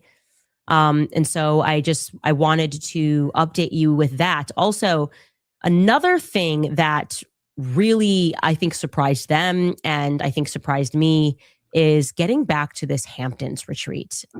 The thing about the Hamptons retreat, and I communicated this with them. I'll hit some of these other, we got a couple other super chats I want to cover. Which people at the TPUS are mostly on the gag order. That was, I'm sure it was a autocorrect. If the judges won't allow cameras in the courtroom for the trial for the trial that Erika should have the prosecutor petition for a live audio feed. Put this to bed. I think they've already made the decision. Somebody correct me if I'm wrong, that they are going to have cameras. I believe that that was the order from the judge the last time. So I think there will be cameras in there. So I think that's correct. Or he was on the phone with his wife, probably why he didn't dial. Yeah. Again, what Mikey said was he was sitting there actually uploading stuff to Instagram. And when the shot went off, he brought his fingers. That was his own account of what's going on. So he brought his fingers to his ears. He thought there were more shots coming, and he started moving out. He's not part of the security. He can't help Charlie. He saw that Charlie was killed. He turned around, and he thought the best thing that he could do, which, by the way, if I was running security, that's exactly what I would say. If we talked this out, hey, man, you like what I don't need you to do is become another casualty. That's what we would tell people. Like when you're in an active shooting event, what we tell people, like the methodology here is run, hide, fight. Run, hide, fight. Run, hide, fight. Run, hide, fight. All right. Get away as quickly as possible so that you don't become another casualty and you don't become another problem. People are looking at this in retrospect like there was only one shot. Nobody knew that at the time that event took place. Come on, people. Have some common sense. That makes me so uncomfortable is how many little lies were told. I think I've been clear about that. Like Seth Dillon definitively pressed Charlie at this event, and whether it was in a hypothetical, which it was in a hypothetical, but he got fired up in the hypothetical of Charlie discussing potentially tweeting something against Bibi Netanyahu. It did lead to this firecracker moment. Again, this is one of those things where I go, why am I always being hung out to dry for telling people the truth? Especially when I wasn't going, oh, well, Seth Dillon killed Charlie Kirk. I just, like, this happened. It factually happened. And yet everybody's kind of putting out these weird statements and they're not being honest in them. And I was saying to them, that made me feel really weird. And I would love to know more about this Bibi Netanyahu offer to fund Turning Point to the next level. At which point Erika said she was not aware of that happening. It is obviously totally possible that that was kept in the business lane of Turning Point USA.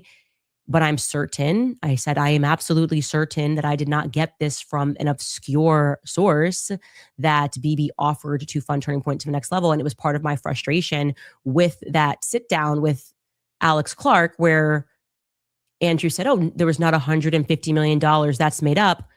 You know, I told them, Andrew Colvett was my source. Andrew Colvett told me verbatim that Bibi Netanyahu offered to take Turning Point to the next level and that Charlie turned that money down. So I said, there's a bit of a predicament when I'm being like lambasted by all of these voices and people that are attacking me and these paid campaigns. And when I say paid, yes, okay, actually have the names of people. Different ways they're being paid. Some are being paid by PR firms. Too many are being paid by Prager University, which is upsetting to me because I know Marissa and it's just dirty. But it's especially. This comment is very important. All right.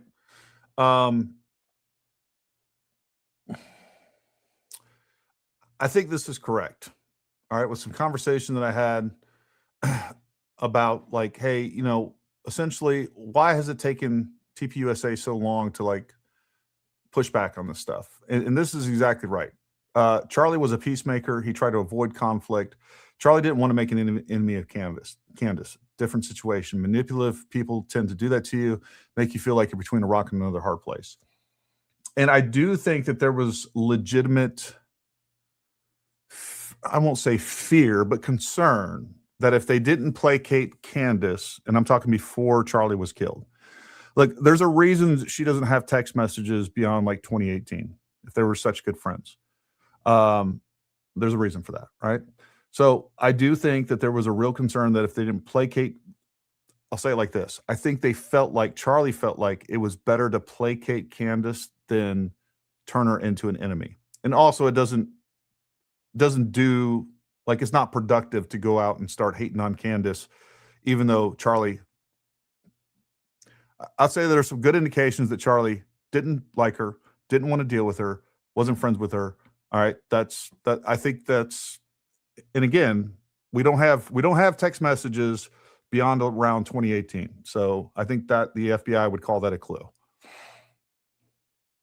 Actually crazy when people are calling it a conspiracy, when I share things that are told to me from the spokesperson of Turning Point USA.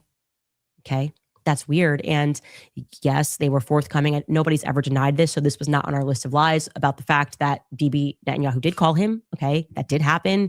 Bibi shared that, by the way. Our source for that could have just as well been Bibi Netanyahu. And not a lot of clarity on, I don't know, why some people think he didn't make this offer, and why definitively 3 different sources who would have knowledge of this confirmed to me that Bibi Netanyahu did indeed make this offer. I never said $150 million ever, not once on the show. I wouldn't have even said that, by the way. If you said take Turning Point to the next level, I actually would have assumed it was more, if I'm being honest. That's a hefty offer. All right, I want to address this comment. This is just factually false. What Erika agreed to was that she wouldn't do any live streams. She wouldn't put out any tweets. She wouldn't. Okay. That's what the agreement was. They have a contractually obligated regular program. All right. What I will tell you is that the tone, and I think it's okay to share this information. Well, look, I'll tell you, I never talked to anybody at TPUSA before I went on that. And Andrew Colvelt contacted me on Twitter and then called me. Said, Gary would like you to come on the show. We appreciate what you're doing. I was like, hey, look, all I'm doing is doing what my conscience tells me to. It's not about Candace. It's about, number one, I loved Charlie. I loved what he did. I was a huge follower of Charlie for a really long time. I took this personally.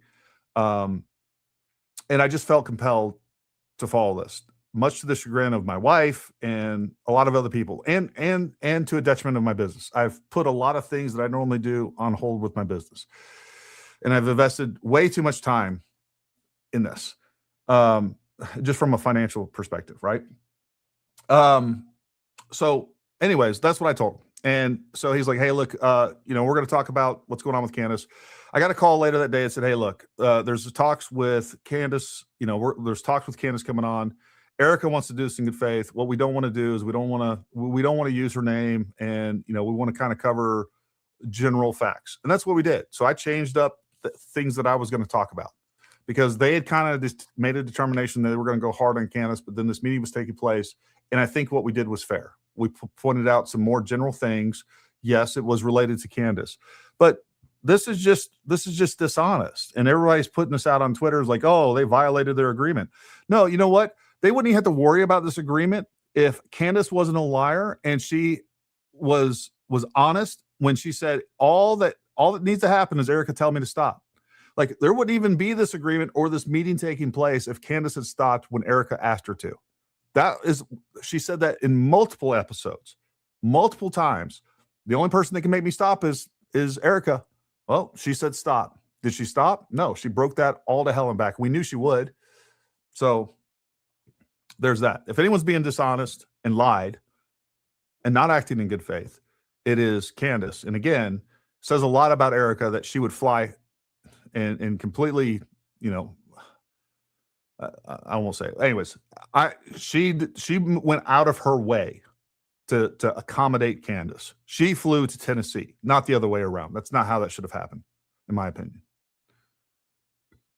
And it leads to a lot of questions. So there was not a lot of clarity there. Lastly, I want to add, of course, I was locked in this meeting when people on live were another round of debunking the Egyptian planes. I want to be very clear. We discussed the Egyptian planes, and I have since worked on an incredible document about the Egyptian planes, which we are going to put up on our website, because I realized that when we shared that spreadsheet, people assumed that one of the columns, which was actually saying where the planes landed on that day, because it was plus or minus 3 days, was exactly where Erika had been on that day, and that was inaccurate. And so for clarity, I had been working on the last week on turning it into an interactive timeline that we can put up on our website, because I'm certain that these Egyptian planes are incredibly shady and that they were in fact tracking Turning Point USA faith broader events. Of course, Erika was at some of them, Charlie was at some of them, but it is the pattern here is undeniable. So let the naysayers and people make videos trying to, fifth round debunk these planes. I also want to say to you that I feel very confident that I know why these planes have caused such Look, I went through, I can't think of his name right now. I posted part of this video. It's on my X. This guy has went through meticulously of all her claims and through, what's his name? George whatever's, we had him on. It's late night here. I'm losing the brain power. But anyways, look, her claims with planes are nonsense. It's just nonsense. And so now she's trying to save face and going to try to turn this around and create another ambiguous conspiracy around there. Now we know this. She's trying to save face. It's just, she's wrong. Admit it, Candace.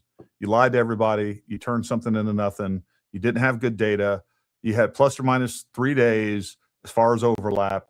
You had plus or minus up to 100 miles in the same location, but it's not in the same location, different days, and they weren't even on the same continent sometimes. She got things completely wrong.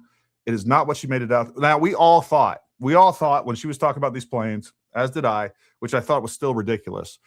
We all thought that like Erika's plane was landing at an airport, and then here comes this Egyptian plane not long after her, right? So they can track her. First of all, the idea of that is just stupid. We know the cyber capabilities of Israel. That's the implication, that it was Israel following her around. They do not need to fly around physical jets to track somebody. I mean, heck, it would be cheaper just to find someone that they paid as an insider to put on her staff. They could do that. They could make that happen. They could, find this perfect person that is wanting to, be her assistant or whatever and do it that way. Like there's 1,000 different ways that are cheaper, easier, make more sense than Egyptian planes. Like, what are you actually even doing with that? And then on top of that, you factor in the fact that she is actually using this information plus or minus 3 days, plus or minus 100 miles to consider the same location, to be considered an overlap. It is a scam. That is a con artist bullshit. Like we all know that. And hopefully at least Candace followers can admit that. Panic. And it is because there is overwhelming evidence that these planes regularly fly in and out of Israel. And I'm going to present that evidence tomorrow. I say that strongly. This is I feel very confident saying these Egyptian planes are flying in and out. And notice I'm saying planes because once I was able to connect people that were on those planes onto other Egyptian planes, I was able to. Yeah, I'm not sure, Ray. I'm not seeing a lot that indicates that to me. She, if anything here, she feels emboldened. Yeah, so I think she feels like she won. I think she's taking a victory lap. She was proven wrong on a lot of stuff, but I think she feels emboldened. Like TPUSA bent over backwards for her, and that's what she wanted. So I don't see anything that indicates that they threaten legal action, unfortunately, because they should. To realize that these planes are flying in and out of Israel and turning their transponder off each time that they do it. That is now makes perfect sense of why there was this mass panic, right? It's not exactly like we have a strong Egyptian lobby in the United States. Not like we're like, whoa, well, those darn Egyptians again are trying to get TikTok censored. I mean, every person in the game, Barry, acting. Well, these are the usual suspects that act if something is a threat to Israel, okay? Which is, they should have just been forthcoming, pretended that it was changing apart. Instead, they're trying to gaslight us, and they're actually, frankly, just pissing me off. So I became locked in on these Egyptian planes because that's how I am, okay? You keep pushing me and keep pushing me, I will become an expert on these planes. I'll learn how to build an Egyptian plane. And the reality is, like I said, tomorrow I will show you how these planes tie back to Israel. And there's no disproving this. So more on that later. We'll be right back after throwing into some of our sponsors. All right, you guys, another thing, you guys may have been noticing that we are getting into this weird space where they seem to be almost writing like Candace Owens fan fiction. I can't even reply to things. And a lot of you sense that this was because we were getting close. I agree. I fully agree that these attacks, which have grown hysterical, like I can't even begin to tell you the conversations between me and my PR person. I'm like, there's nothing to respond to. I mean, there's not even one sentence of this that is true. Case in point, by the way, New York Post does this article today We were actually laughing, okay? Like inside Candace Owens's sadistic and dangerous world, monetizing baseless conspiracies. This is after, by the way, they changed my husband's Wikipedia and said that he was a Qatari, like he had a Qatari passport or citizenship. I don't think my husband's ever even flown over Qatar. I could be wrong, but I don't think I know he's never been to Qatar. I don't think he's ever flown over Qatar. And they're just making it up, and then they make it trend no matter what it is. And I'm like, this is. I'll address this because this is something I noticed that I do. Look, folks, it's really difficult to sit here and stare at the camera. Especially, I don't do any scripts or anything like that. Even my long form videos, like I don't do scripts. I just sit there and sometimes I have to do a couple retakes. Like I've gotten better at this, but and again, the other thing too is, look, I have my monitor here. I have this big screen TV that's big enough so that I can actually see what I'm trying to read. But then my camera's right there. So I'm constantly looking up, and people complain about that. I think probably what I need to do is get an iPad, or I don't know, something here, so I can look here and then look there. But look, it's very difficult to sit here and stare at a camera and to think off the cuff and do all the things, right? So I know I'm constantly looking over here and doing all these things. I've had people say, "Oh, you had notes or something over here." I'm like, no, I'm just like thinking like we normally do, and I'm not even able to have like a normal conversation where I'm getting like physical and verbal feedback from anything. I'm just sitting here staring at the camera. Folks, it's hard. It's a skill, and I'm better at it. But man, this is one of the most difficult things. So I give her and Megan and everybody else a pass on the body language stuff, because it is really difficult to have a conversation with yourself staring at a stupid camera. Happening. It's like a psychological operation because they're trying to keep us constantly responding as opposed to focusing on our investigation, which is why I spent this weekend and I just kept down on the Egyptian plains, because it's completely crazy. And when you see a media storm like this, it can only be happening because Zionists are locking arms and going attack, because they by and large control the media. They just do. Okay. One way or the other, Zionists control the empire medias, and they are scared about something in this investigation. We've noticed that from the very beginning. So they wrote in this article, the New York Post, just to give you an example of how insane this is. They said they had an inside source that told them that while I was at the Daily Wire, I just fought with people from the very source that in my first week, I threw my car keys at a producer and expected them to park my car. That sentence genuinely made me laugh so hard, because I never once in the entire time that I worked for the Daily Wire did I ever drive my car to work. Okay. I just didn't. They had a driver that took me there. So I don't know why I would suddenly take the driver's keys and then throw it at somebody, but quite literally, I never drove the Daily Wire. So it's just, when I say fan fiction, I'm like, this is fan fiction. Secondly, they say I did that to a producer, and that I demanded others do my research. Could not be further from the truth. I have always done my own shows. I can't read a script. I riff my shows. I think that's pretty obvious. That I demanded a huge studio, attempted to use their PR firm to get the cover of People magazine, like full fan fiction. There's not even a shred. I don't even think we ever had a conversation about People magazine, because that would not be a normal outlet for any conservatives. That I wanted to be on the cover of People is insane. And they said that their sources also said that, like, my team hated me. My team came with me when I got fired. My whole team's here. So I was just going, okay, what is happening here? Why are we talking about Qatar? Why are they making these things up? And I have come to the same conclusion as you. It is because we are dangerously close to something.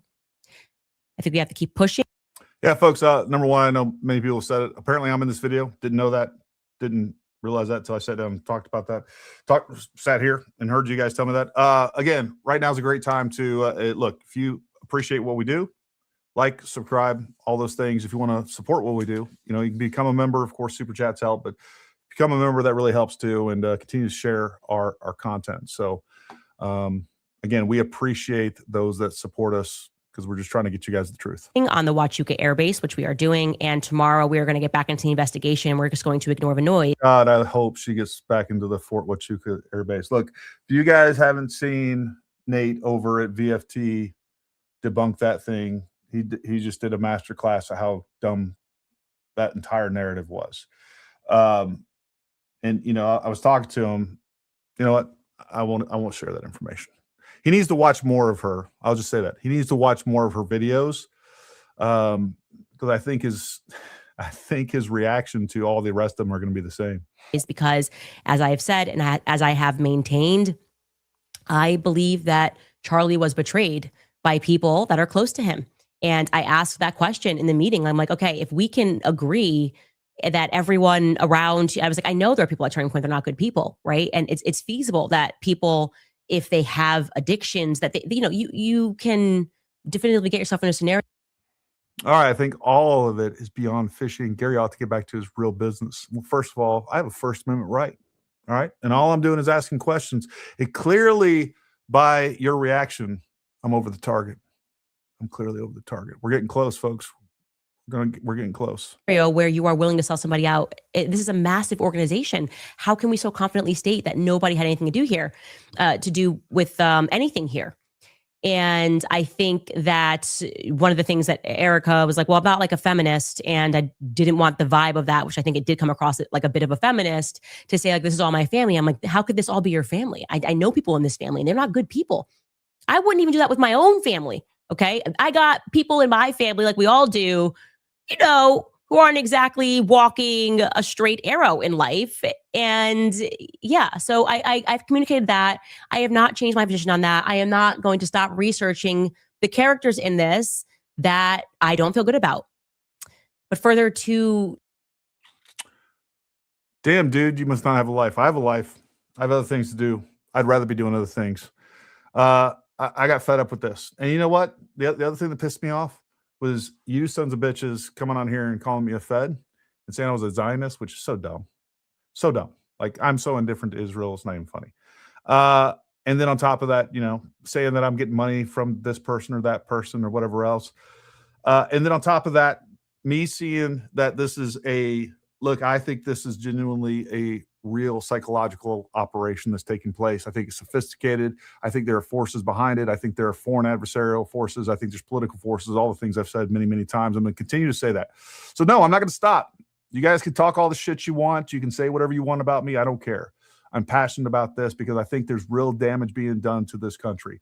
Look, man, I served my country. I've been to combat 4 times. 3 of those times I was with Special Operations. The first time I went to combat was 13 months with the initial push into Iraq. So I love this country more than I think some of you can even understand. And I am very disappointed in our government. I am the first that will stand up. Look, I am a Second Amendment absolutist, a First Amendment absolutist. I am a libertarian / conservative. I want small government. I want government out of our lives. I'm tired of the corruption that's taking place in this country. I'm tired of the crap being pushed upon us, all the liberal nonsense, all of the transsexual stuff. Like, I'm just so sick of it. All right. And I'm going to continue to dedicate my time in front of this camera saying what I believe because it's the only right thing to do. And I don't care what you people say. I don't care what you accuse me of. It doesn't matter. And I'll stop when I'm done. Sort of them just creating and making things up.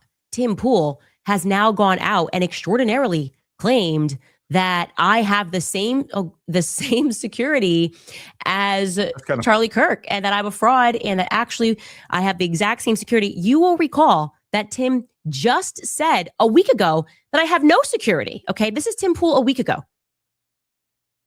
She is burning everything down, and she's gloating and smiling while she does it. And you know what you told me? She has no security. Yesterday. She doesn't deal with the we have to deal with. She's a piece of She has security, just not on the level of you.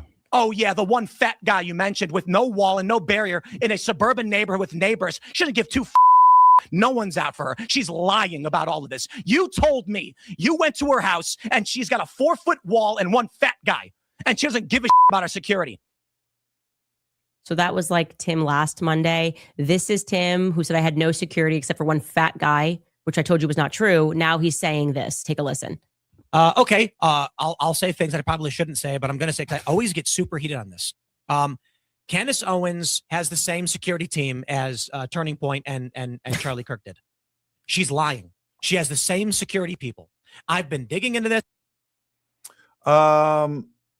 Miss Elizabeth, God bless you.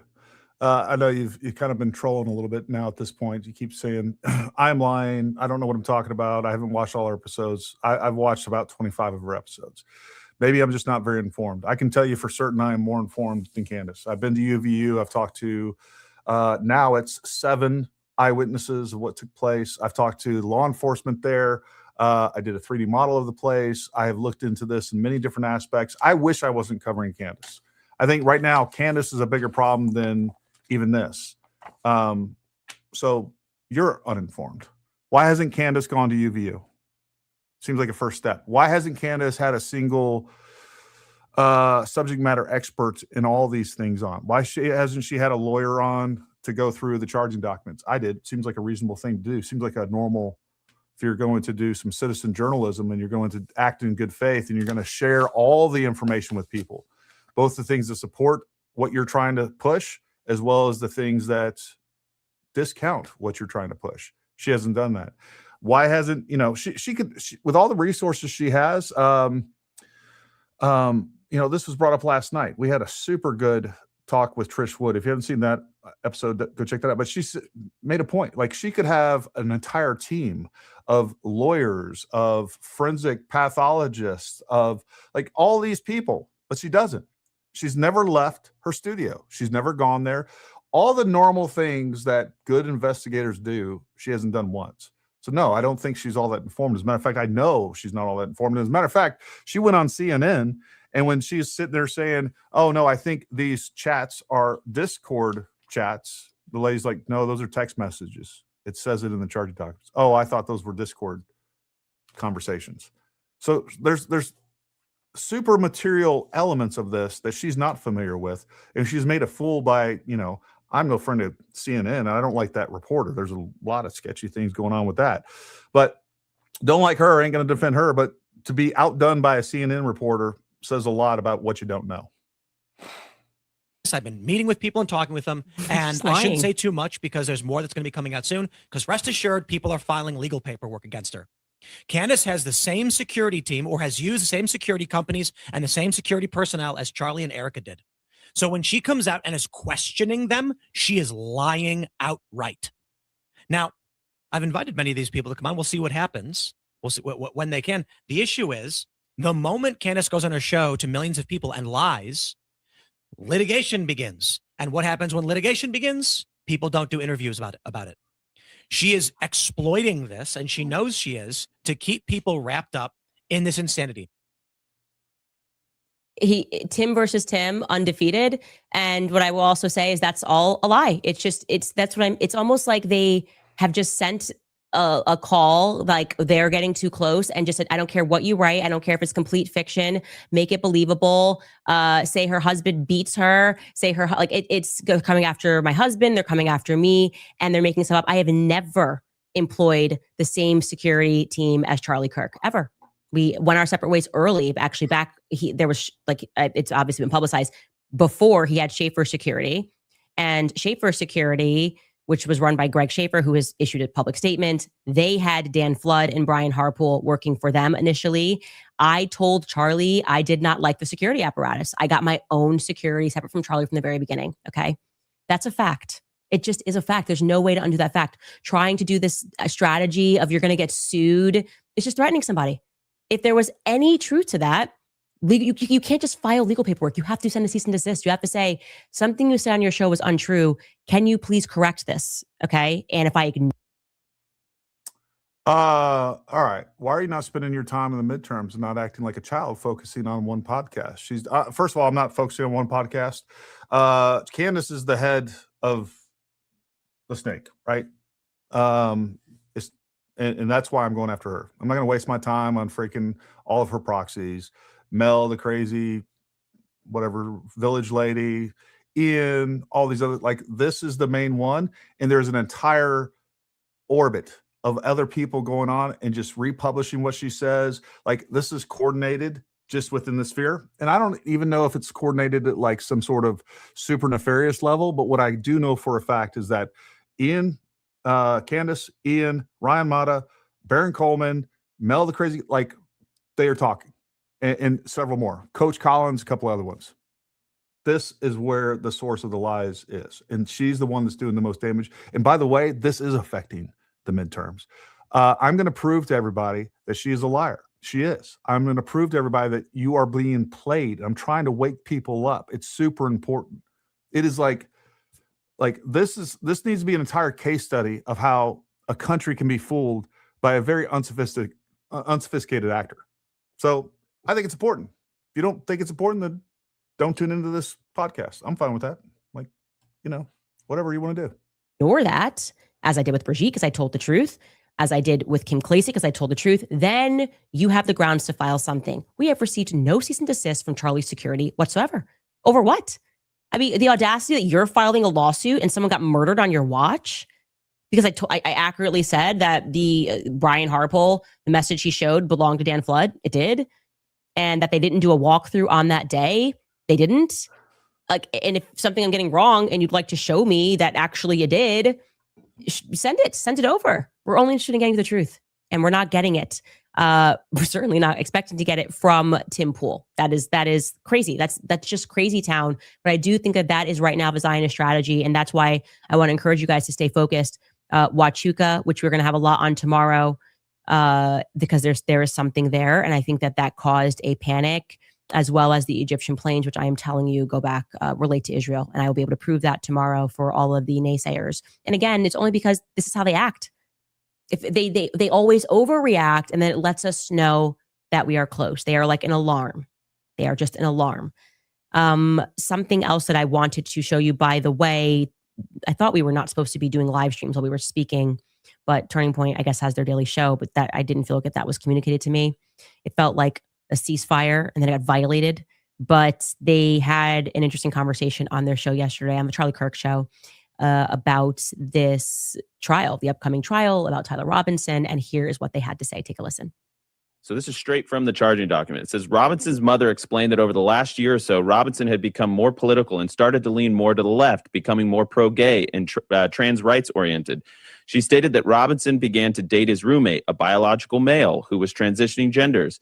This resulted in several discussions with family members, but especially between Robinson and his father, who have very different political views. In one conversation before the shooting, Robinson mentioned... Okay, if you're a Candace follower, this is the first time you're hearing this. Okay, she did not read that verbatim. She condensed it, summarized it, and added a bunch, she took out a lot of important context when it came to the way that she went over the charging documents. Look at that handsome guy. That Charlie Kirk would be holding an event at UVU, which Robinson said was a, quote, stupid venue for the event. Robinson accused Kirk of spreading hate. And when you see how easy that rooftop access is, you start to kind of put one and one together, and you realize that Robinson had a plan that he was going to ultimately take advantage of. And he obviously knew how easy it was to get up to that rooftop, which is terrifying. It really is. And look, one of the other things that's being pushed around for a long time was that, TPUSA, both the local chapter and you guys, didn't advertise this event till a couple days prior to. Now, the insinuation there is that doesn't give Tyler enough time to plan for this. And what we found out with a little bit of, 20, not even 5 minutes of Googling and looking. Yeah. Look, you guys had already put out on your website as early as August 27th. So we have at least almost a full 2 weeks prior to this, that not only the time of the event, but the location, the exact location of the UVU courtyard. So when you have over 10 days of planning, and it sounds like that Tyler already was familiar with the campus to begin with, like a lot of the mystery of this starts to go out the window, and it starts to really conform with what is exactly being proposed by the state of Utah and the FBI in the charging documents. Yeah, and we can attest, Andrew Cipher, who's our head of field, Charlie sometimes throw the events out, 7-10 days in advance. If something opened up in his schedule, he would be able to do these outdoor events a pretty quick turn. And so those whole that whole theory kind of goes out the window. So, unless I am mistaken, and I am not perfect, but I do feel like we worked really hard to see when this location was first revealed. The first time that we found that the courtyard was mentioned, because Charlie's speaking at events, so your assumption would be they're inside. All right, folks. In my last video, I haven't watched this part. Well, let me just make sure I know what she's going to say, because I'm going to point out a lie. Right? You have no idea where it is. So it's not like you can see whether you have a shot to the courtyard unless you know Charlie's speaking in the courtyard. The earliest that we found that was on September 2nd.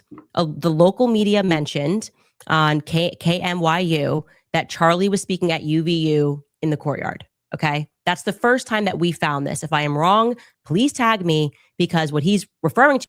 All right. So I know she's wrong, and I know she's lying, because I talked to her on X and I showed her these exact documents, and I showed that in my last video. She's lying. And she said, "Oh, where'd you find this information?" We told her where we found that information. We gave it to her. She's like, "I need to update my timeline." So she is blatantly lying right now. I haven't even watched this part. I'm glad I did. We found her in another lie. I have, again, I might pull it up on my YouTube video. But again, just go watch my last YouTube video, my full-length YouTube video. It's about halfway through or something like that. I show it to you. I show the tweet. She responded to my tweet where I said, "Hey, can we put this to bed that this was a last-minute thing?" It was at least advertised August 27th on the TPUSA website. We found it. We posted a screenshot of it. She responded to it. She said, "Oh, the last that we could find was actually 9/7." She's moving the field goal a little bit. In that tweet, she says it was 9/7, the last that we found it. I need to update my timeline. She had that information. She's lying again. And this is what infuriates me about this. And then you people believe it. Like, it's so easy to prove that she's a liar. And that's the other thing that is irritating. Like, if you'll put out information like this and you show proof, these Candace followers will like they just bend over, put themselves in a pretzel trying to like prove you wrong when we're showing you proof, when she's never shown proof of any of this. And then when you prove her wrong, they make excuses for her. It is like the craziest cult-like behavior I've ever seen. This is a phenomenon that I've never seen anything like in our history. It just isn't. You know what? Maybe similar to Barack Obama's first term, like where he could do no wrong, he could say no wrong. Similar to that, but I think actually is a little worse. And unfortunately, it's coming from the right, which I didn't think this was possible. Some of it's coming from the right. On August 27th that happened, which we have on our timeline as well, and this is why I love a timeline, is that TPUSA, UVU, and the local BYU chapter shared a graphic announcing that Charlie was coming to UVU, but there were absolutely no location details mentioned. So that actually does shred the idea that he could have practically gone and scaled rooftops before September 2nd. That's the first public mention is September. Scaled rooftops. More subversive language that is a clear indicator of being dishonest. We know you can walk right onto that roof. You don't need to scale anything. It's lies and misinformation. It has all the hallmarks of it. And if you can't see through it, like, I don't know what to tell you. Second, so they announced the event on August 27th, as he says, no location details. And then on September 2nd, there are location details provided by local media for the first time. It's not true. Prove me wrong. She knows. I'm about to. Prove me wrong if that is, if I'm inaccurate, because I do think that we were thorough on that. I will update my timeline. If not, it does then beg the question, surely they must have footage after September 2nd of him testing the rooftop in some capacity to then realize, oh, it's going to be an outdoor event. First of all, oh crap. I just yanked off. Hold on. Let me fix this.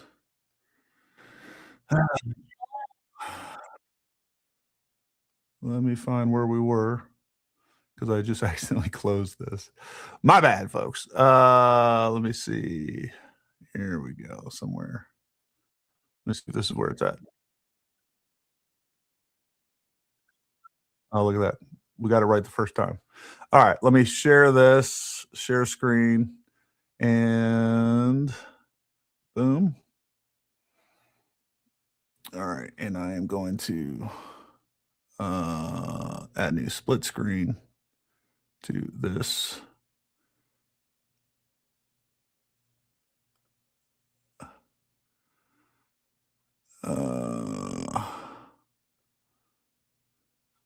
Let's see. All right, I'll show this to you real quick. Let me see what we got going on here. All right. Sorry, folks. I had this all good, and then I screwed it up. Let me share this screen, and we're going to all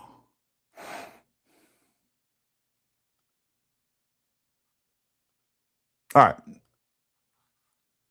So just for those who don't know, this is how ridiculous. You got to scale. When she's saying you got to scale something, this is the roof, just in case there's some viewers out there. So when she's saying Spider-Man, when she's saying you got to scale the roof, all of these things, all right, it's a lie. It's disingenuous. This wall is about maybe 3 feet tall.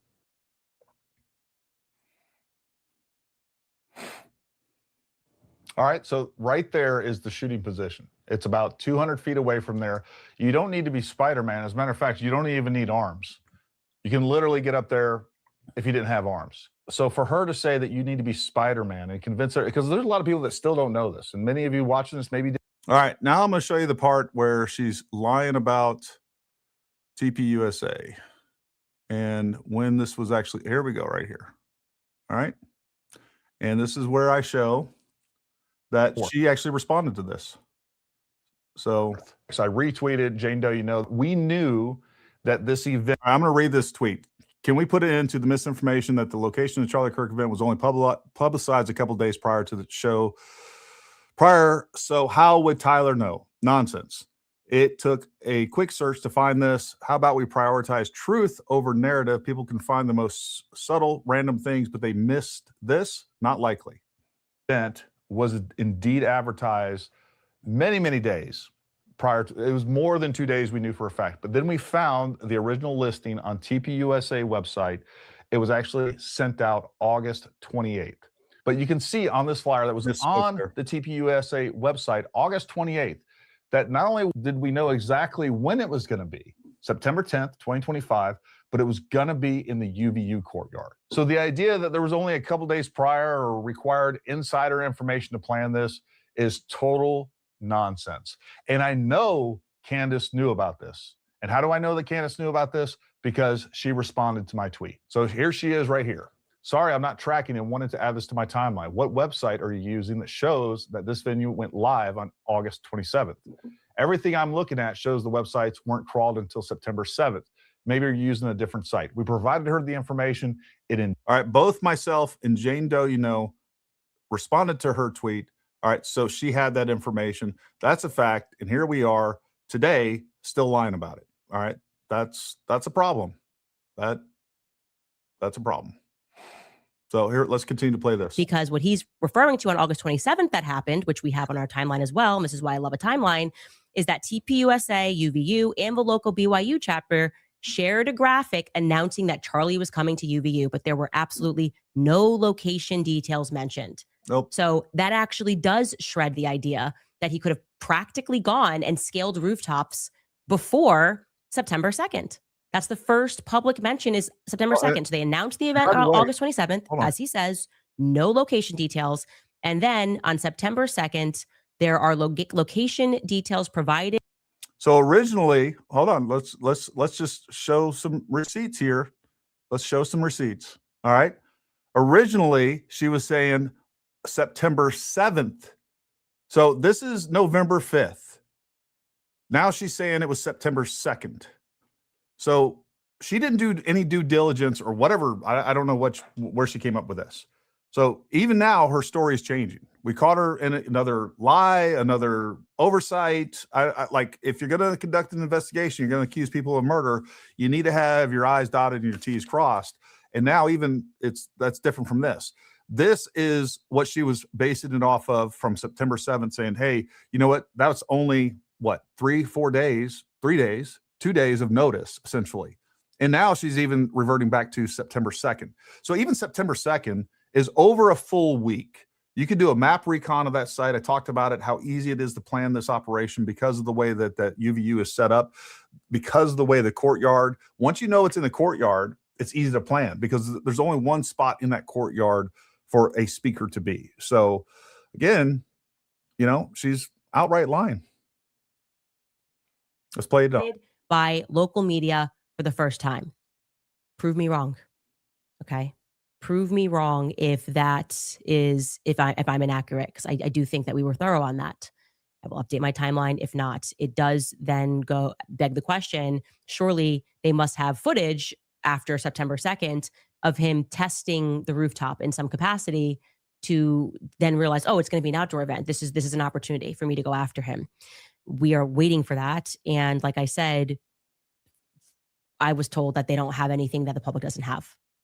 So it's not obvious to me. I don't think it's obvious to the public. Now, I do want to get to Viva Frey, who had this to say regarding drones.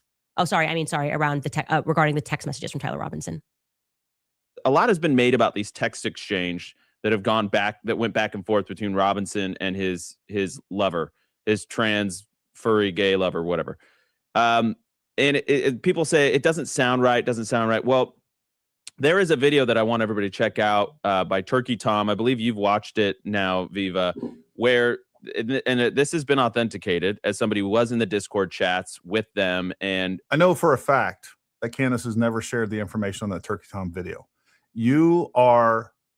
If you are not sharing with your audience and you are investigating this and you don't share those videos, those Turkey Tom videos, because there's some super compelling evidence in there and some information that confirms what we know, the way that Tyler talked, a lot of other things that she said was weird. She's intentionally not shown her viewers that. If she was acting in good faith and she was an honest broker of information, she would share that information with her viewers. She never has. And it's because it deconstructs the narrative that she's trying to make. Apparently spent time with them at this apartment. And he said 100% this is how they talked, which is a striking finding. We're going to go into that more probably tomorrow or the next day, depending on how today goes. But I mean, I get the skepticism on this. At first, it struck me too. But apparently this is how they talk, Viva. Thank you very much. That was not the most implausible thing to believe. Okay, so you have a text message. It does read, regardless of whether or not this is how they talk. People saying they were. Again, thank you, Dom C. Dom C said, I enjoy your content. Thank you. Merry Christmas, Happy Hanukkah, and or Happy Holidays to you and your family. We're a Merry Christmas family up in this place. Thank you very much. Viking 2832 is becoming a new member. Again, if you guys want to support this channel, you can become a member. Of course, you can always do super chats or both. We appreciate it. I don't push all these things a lot. It's very important to not let conspiracy theories divide us. Trust Jesus Christ, stronger together. I agree with that. Pat Brooks says, Gary, thank you for standing for the truth and providing very informative information and content. Thank you for your service and continuing to help our country. Thank you. I see it as my job and duty. CJ Correnti, squaring us away again, gifted 10 more memberships. Thank you, CJ. Gary is solid, no question for me. He operates on solid premise, rock star of a man. Wish the world could have more men like this. Thank you, Gary. Thank you very much. It's very kind of you to say. And S. Brown, my dad is a Purple Heart vet buried in Arlington. I'm sure he has rolled in his grave numerous times over the past 5 years, but you have honored his service. Thank you. Well, that's a great honor to me for you to say something like that. They were manufactured by or drafted by AI. To the extent that they're confirmed text messages, you can, come to whatever conclusions you want after that. But whether or not this is how they talk regularly, to the extent that those were authentic text messages, they show what they show, which is whether or not his lover was aware of what was going on. You're etching bullets, and it's maybe not for target practice of a sporting nature. But like when I say I don't believe the official narrative, and you have to go back to a number of things here. I put my sort of best theory as to what went down. I want to know who was on the Discord chat in advance, what they were discussing, and whether or not there might have been some other foreign, I say foreign, not foreign government, but outer influence there. Tyler Robinson is getting radicalized right about the same time as Thomas Crooks, right about the same time as folks. I've been saying this since like week 2 of this. And I was saying this about Thomas Crooks a couple weeks after July 13th. Like, this is something we need to look into about the radicalization. It's not just these two, by the way. There's many other school shooters that I think are trial runs of this. I think that it is super simple. I think there are people out there, entities, whether it's our own deep state, splinter cells of our own government that are very liberally minded, that are constantly undermining our Constitution, as well as other foreign governments. Look, MK Ultra didn't stop in the 60s. They continue to develop that. They figured out newer ways, better ways to manipulate people through information. And now I think it is so sophisticated that they can throw an algorithm out there on the internet. They already have psychological profiles of people that they know they can target, they can find, and then they know the exact formula. Like, how do we manipulate this person? How do we start introducing this information to this person? And then how do we progress this person to a point that they're radicalized and ultimately weaponized and then pointed to a target? I think that is a very real thing that we need to come to grips with. And I also think that's one of the reasons that we don't have the information that we have on Thomas Crooks. I think that our government, whether you think they were involved with that or not, but I think they have evidence of that. And there's on the most charitable side of it, they're afraid to share that information with the American public, because I think if we realize how easy that was, and again, I've had BX on, we talked about 09A, Order of Nine Angles, and the 764 network, that we know that they have done similar things through those groups, radicalized people, and then convinced people, manipulated kids into doing horrific acts. I think this is happening, and that's a whole lot easier to do, and you can do that at scale. Folks, I think there's tens of thousands of Tyler Robinsons and Thomas Crooks is being developed right now, and they're waiting for the right opportunity. And I we need to wake up to what's going on out there. And I've said this from the beginning. Trust me. You think I trust my government? I don't. But what I don't trust is freaking Candace Owens, because I can prove to you time and time and time again that she's lying to you. I don't like lies, and I want to undermine, and I want to point out the lies, whether they're coming from our government or they're coming from some podcaster on social media. The other guy, Ryan Ruth, he's being radicalized at a politically relevant period of time, right around the same time, oddly enough, as the alleged suspect in the January 6th pipe bomber. A time frame where political violence is potentially very useful in for the upcoming election. So the time frame of the radicalization is very interesting. To see whether or not he was on anybody's radar beforehand, we don't yet know that, and why there would not be confirmation on that can lead to suspicion. You remember the old man, George Zinn, arrested for claiming to be the shooter the day of, and then gets busted for CP on his phone. Like, in my mind, if I'm making a plausible theory here, George Zinn was probably on some Discord chat with a bunch of young perverts, and he's an old pervert, and he's getting off doing whatever they do on those chats. He knows what's going down. He shows up there and thinks he's going to be some useful decoy or distraction for Tyler Robinson because they know what's going down. That's my theory. But it is the absence of total disclosure, the total lack of faith that anybody has, not just in the FBI per se, but in any state law enforcement. Nobody has any faith in our institutions anymore, and it leads people to go from a healthy skepticism to just not believing it, to concocting the most outlandish conspiracy theories imaginable. But then those text messages, you can understand how they will cause people to come to those types of conclusions. And allegedly, the rumors are Kash Patel, getting mad at Tulsi Gabbard and Joe Kent for trying to look into a potential terrorist angle to this, also does nothing to foment faith in the system. Look, I think it's what he's saying there is perfectly valid, and we can all surmise about what we think happened that day. We can also ignore the fact that I broke the story that the nurses were told at Utah Valley, which treated George Zinn. Everyone's just ignoring the things that I broke. She has no evidence, but he told the nurses that he was paid to do that. So whatever, we can all theorize, which we're going to do in the absence of any concrete facts. But I will say, look, this is like, when you got Gary taking the government side over a citizen journalist, which I typically have more regard, more faith in, you've gone down a weird road. All right. I'm just telling you, I don't trust the government. I think they're lying to us. And I think on top of lying to us, they're generally incompetent and get a lot of things wrong. That's why I wanted to go out there and see for myself what was going on. So, I mean, that's really important. We also have another super chat I want to address right here that I think is fair. Melissa Cole said, I trust both you and Candace. I feel she's really trying to find the truth, and I feel you are doing the same. I do think she has many valid questions. All right. I mean, I think there's a lot of logical problems with that, but fair enough. That's very gracious of you one way or the other. It's good that Turning Point is at least giving that air, right? I feel before, I think that might even be the first time Andrew Colvett has expressed that he thought that those messages were weird initially. That's good. That's what people want. They want fresh air at Turning Point USA. They want different perspectives. They want to feel like you're willing to have a conversation, and that at least you're going to defend people when they're being called liars when they're telling the truth about something. That would feel more authentic, I think. And so I am, just to say this, very happy that we are on much better. Look, this is kind of the root of this problem, is that she is always attacking TPUSA, and she's always attacking Charlie's closest friends, people around him, people that he trusted, that he put in power.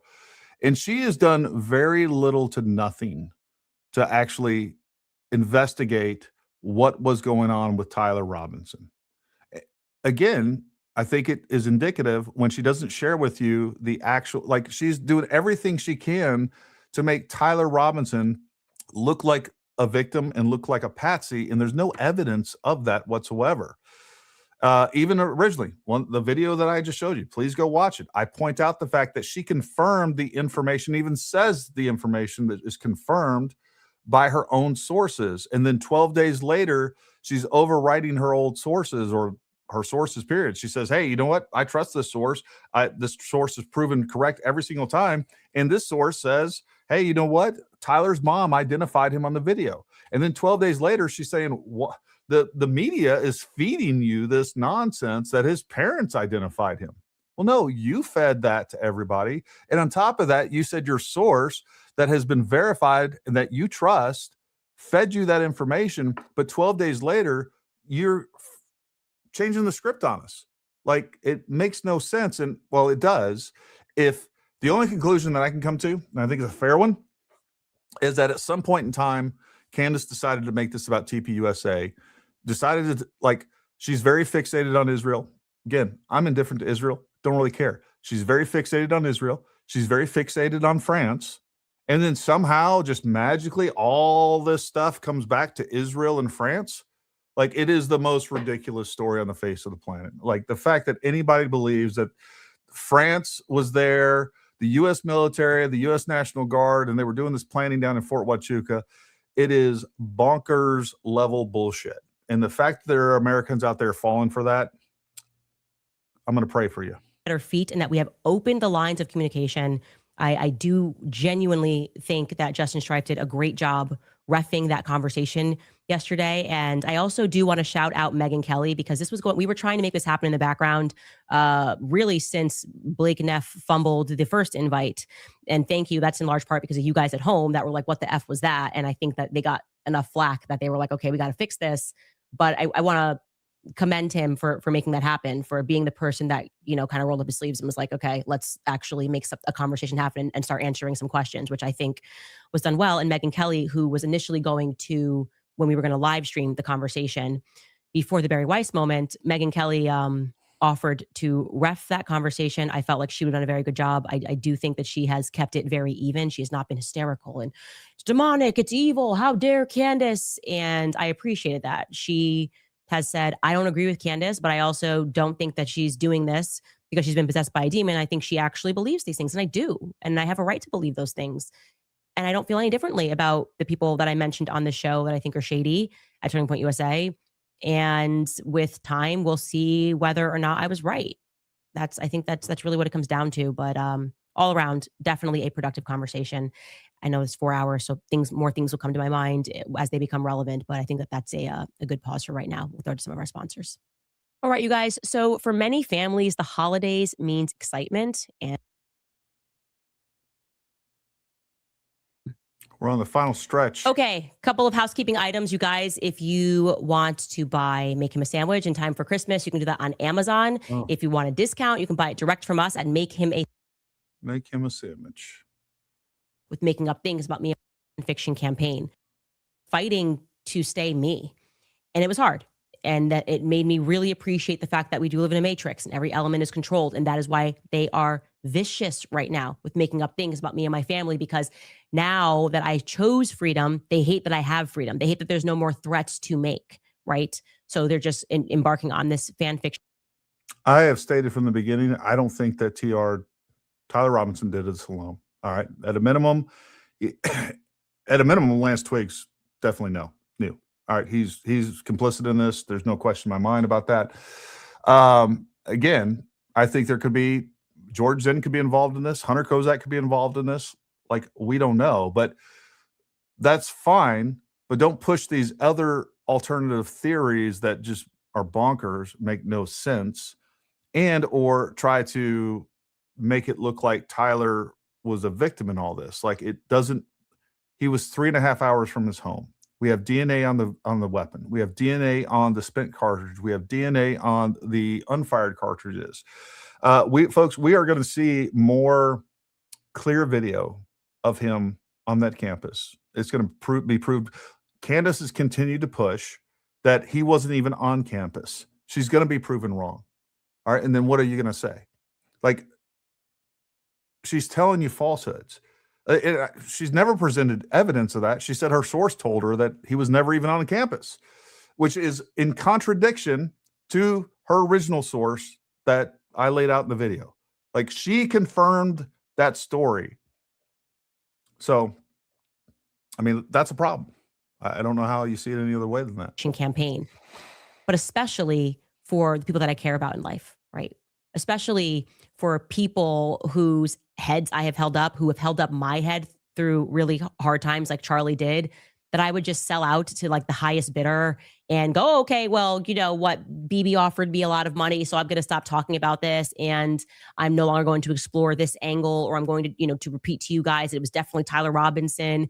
It's just not in my character. I have always been the kind of person that knows that it's not worth living life that way. My whole spirit would be corrupted. I couldn't do it. I struggle with people that can do it. I struggle seeing people who have so obviously sold their souls on the internet. It's very frustrating to watch it. Central 848 writes, Candace, please look into the possibility that Charlie was electrocuted and that the hole in his neck was made by the currents passing through his necklace and out of his throat. The images of his charred hand. My God. He was electrocuted. This is this is coming from the exploding mic theory. It's being continued to develop. That was originally what Blake Bednarz was saying with the exploding mic theory, that at somehow he was at the same time electrocuted, which explains the clenched fists and the decorticate posturing. It's just the most bonker. And what it does, it keeps this conspiratorial assassination, sophisticated, and also it keeps Israel involved. Let's be real. That's what this is. That's what they said from the beginning, that this was Israel, those that were pushing the exploding mic theory. Folks, look, Israel, like all the other countries that we're even allies with and everything else, is our frenemy. Like, I am not blinded by that. I used to teach people security awareness that we're going to Israel, and I would tell them all the time, look, there's a lot of sophisticated surveillance taking place in Israel on Americans. They steal intellectual property. Like, there's a whole bunch of, and we do it back, and like there's this whole thing. My eyes are very clear about our relationship with Israel and many other countries. I think there's a real discussion to be had about pulling funding from not only Israel but many other countries. All of that being said, you can say all those things, but when I constantly hear the word Zionist and you constantly are trying to tell me that Israel and the Jews are behind everything, I just start to laugh. Like you just, my eyes glaze over and I'm like, shut the F up. Like we have so many other problems. Look, we have Muslim lobbyists and we have CARE. We have so many other problems that are bigger than Israel. Like you just can't convince me that Israel's our biggest problem. All right. We have a lobby, that the pharmaceutical lobby, the military industrial complex lobby. We have political lobbies. We have political activists that are trying to destroy this country. The left is a bigger problem. Big government's a bigger problem. All of these things are problem.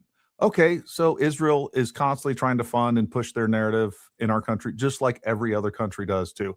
It is a problem. I don't discount it completely. Just saying it's not the biggest problem. And I don't think that Jews are behind every freaking problem that we have in the United States. Communism is a problem. It's been being pushed in our country for a long time. And I know somehow I've had this whole discussion where, Jews are communists too. And the fact is that the electrocution theory and the exploding mic theory is all an attempt to tie this back to Israel.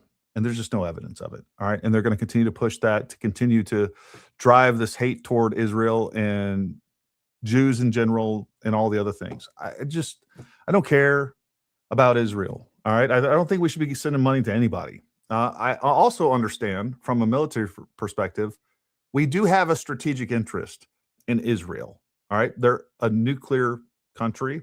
They're strategically placed. We need to keep good ties with them because the surrounding people are bigger problems, surrounding countries. Like we need to be able to project force. So there's strategic elements of that as well that I think are beneficial that you just can't convince me otherwise. All right. And we go along. Are conclusive and compelling. Please, for the love of God, look into this. I did watch that video that Baron Coleman put together. First and foremost, I want to say Baron Coleman has done some incredible work, and I actually told him that we should get together and collaborate because I had watched a video of his where he was building on Camp Huachuca. All right. I'm going to tell you right now. Let me ask you guys a question. If I was a former government informant, would you think I was a Fed? I would. All right. Let me ask you this. If you could find affidavits where I not only was a government informant, but in the affidavit, you find me admitting that I intentionally started whisper campaigns to prejudice a jury. And that's almost a direct quote by that person. He started whisper campaigns to prejudice a jury intentionally. Government informant that intentionally started whisper campaigns to prejudice a jury. That sounds like somebody that's really good at disinformation operations. And that is Baron Coleman. You guys Google that. Search it. Don't take my word for it. I got the affidavit. I've talked to the prosecuting attorney on that. There are plenty of news articles about it. That guy, what he's pushing with Google Trends, I've debunked already. But I'm telling you, he's taking you for a ride. And let's talk about Google Trends. Number one, you can't reproduce those results. I tried. I've debunked those completely. But then on top of that, when that was brought up to him, I know for a fact that he said, oh, well, look, let's talk about Google Trends just for a second. So the idea is that somebody in Israel was, searching different elements, different people prior to the Charlie Kirk assassination. You're telling me that a sophisticated intel operation that Israel had, one of the most sophisticated in the world. And let me back up. All right. So being former special operations, being a Green Beret, we're very different than a lot of other special operations out there. Like we're different than Navy SEALs. We're different than the Range, different than CAG, Delta Force, and some other ones. One of the things that Green Berets are known for is our own intelligence gathering. So we build our own targets. A lot of these other units are handed targets that, hey, go take this down. We don't do that. We get an area of operation. And what we do is we start getting sources and running our own intelligence and doing our own thing. And we develop targets. And with that, once we start finding high value targets, we start doing open source information searches as well as classified information searches. But what we don't do is we don't use freaking Google, because what we have is open source capability searches, on classified systems that are built with highly complex algorithms that allow us to search open source much better than we could get with Google or any other type of open source browser or whatever else. So the idea that these people would be using Google to Google this stuff, knowing that that information is accessible, and not even so much as using a VPN, is bonkers stupid. All right, it's just that's not how these things would be done.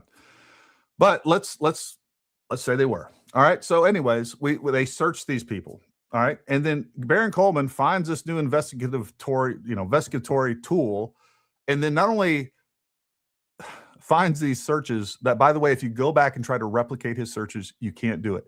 I use the same searches that he used, as well as benign searches, like generalized searches, generic searches, that I would find a hit for in Israel or other places. And then I would try to replicate that the next day. I wouldn't get it. All right. I couldn't get the same thing to pull up twice. I even found Baron Coleman. Baron Coleman, I have where he was actually searched prior to Baron Coleman. It's really strange, kind of unique name. He was searched in Israel like July 14th or August 14th. I don't remember. I've posted before. And I could post that and say, oh, look, Baron Coleman, he's clearly involved in this conspiracy. But the next day that I searched the same thing, I got completely different results. And not only will you get different results, you'll get completely contradictory results over multiple days. And the Google search, the Google Trends will tell you, and you can look this up. And I've done a whole video on this and a podcast on it too. It is not historic information. What Google Trends is built for is large trending things. That's what it does well. Like if you're looking up, I don't know, freaking Taylor Swift, you can see what those things, these individualized searches, that's not what it's built for. And it doesn't show. And it even says it randomizes, it changes, it does a bunch of weird things with that. It's not a good tool for anything. If you can't replicate the results, it's horseshit. It's just, that's as simple as that. Now, when I brought that up and people started bringing that up to Baron Coleman, he said, oh, well, Google Trends or the CIA or Israel scrubbed those results. Let's talk about that. Let's say they scrubbed those results. So now you're using a tool that is clearly compromised. Now they can put into that. So you're telling us, you're admitting to us that tool can be used to tell you whatever they want you to know. And they know that you're using it because they had to scrub the results because you're using it. And now they know that you're using it. So they can manipulate and have you see whatever they want you to see. And yet you're still going to use it. If I'm using a cell phone that I think somebody's listening in on me, and I'm like, hey, you know what? I only set it on a cell phone, but you know what? I'm going to continue to use the cell phone. So you're using the compromised tool and you're using it in a way, you're using a tool that was never meant to be used as some sort of evidence or whatever. It's just dumb. It's a dumb thing. And, he's gotten wildly popular off that. But you guys go search and figure out whether or not that Baron Coleman was indeed a government source, government informant, and if he admitted in court that he indeed intentionally started a whisper campaign to prejudice a jury. You guys go look that up for yourself. And we are carrying on. And he made me notice some things. So then we started researching some other elements. And that's what we're going to move on to tomorrow. I can tell you definitively that's a weird camera angle. They do look charred in the photos that he showed, but I can tell you that his hands were not charred when he was buried. And so what you thought that people were like, oh, this was like makeup. All right. What they're showing in those photos, I've looked at these photos early on. Baron Coleman's kind of resurrected this whole thing with Blake Bednar's. What they're looking at is chromatic aberration. All right.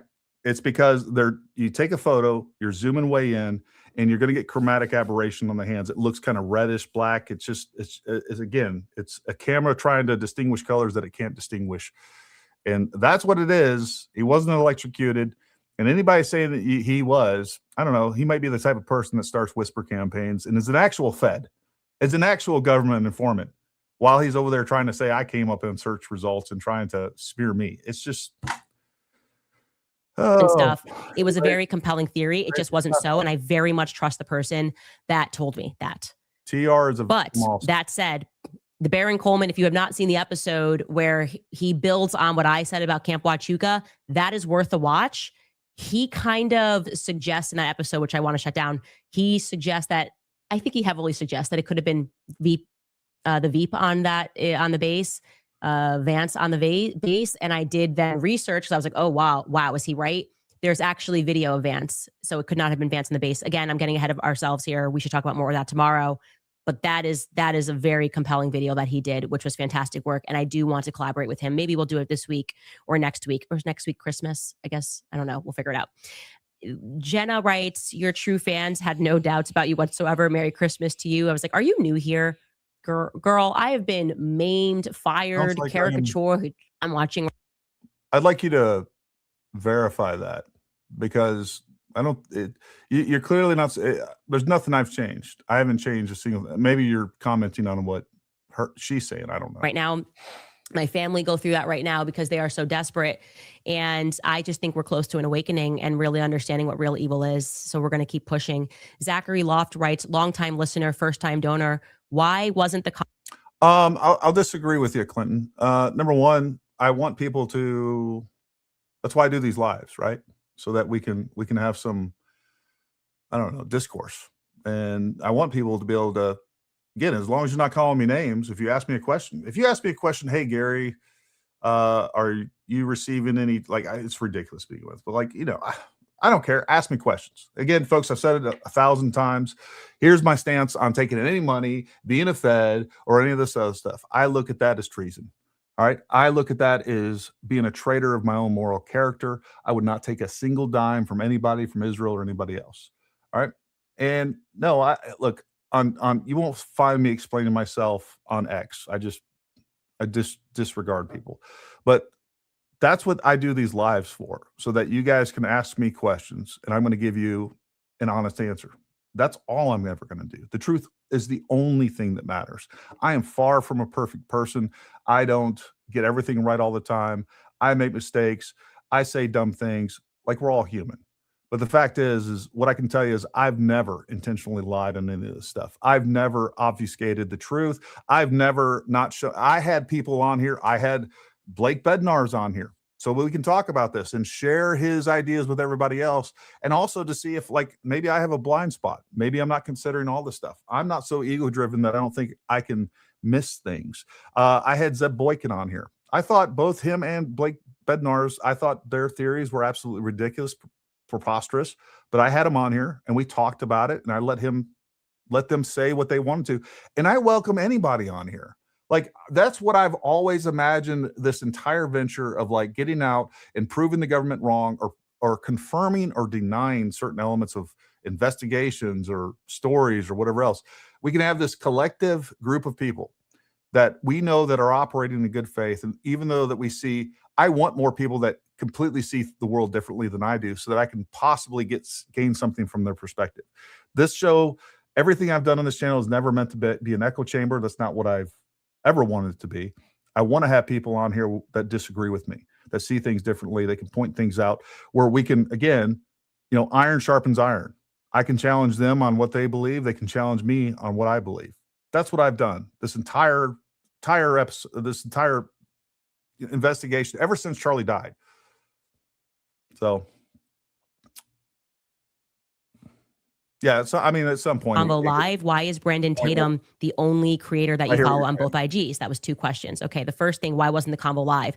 It was first intended to be live. They did say, obviously, you saw the offer Blake Neff made, which was not a true offer, but then what came behind that was Erika communicating with Megyn Kelly and me. Megyn Kelly was kind of the intermediary. We were trying to find someone that was fair, like I said earlier, and then obviously it sort of felt like it got a bit uglier the next week. And I sort of felt, and I think it was fair, that then she went on this press tour and it was kind of directed at me. So then they said, okay, well, by that, I mean, Justin Strife kind of said, the temperature's a little hot right now.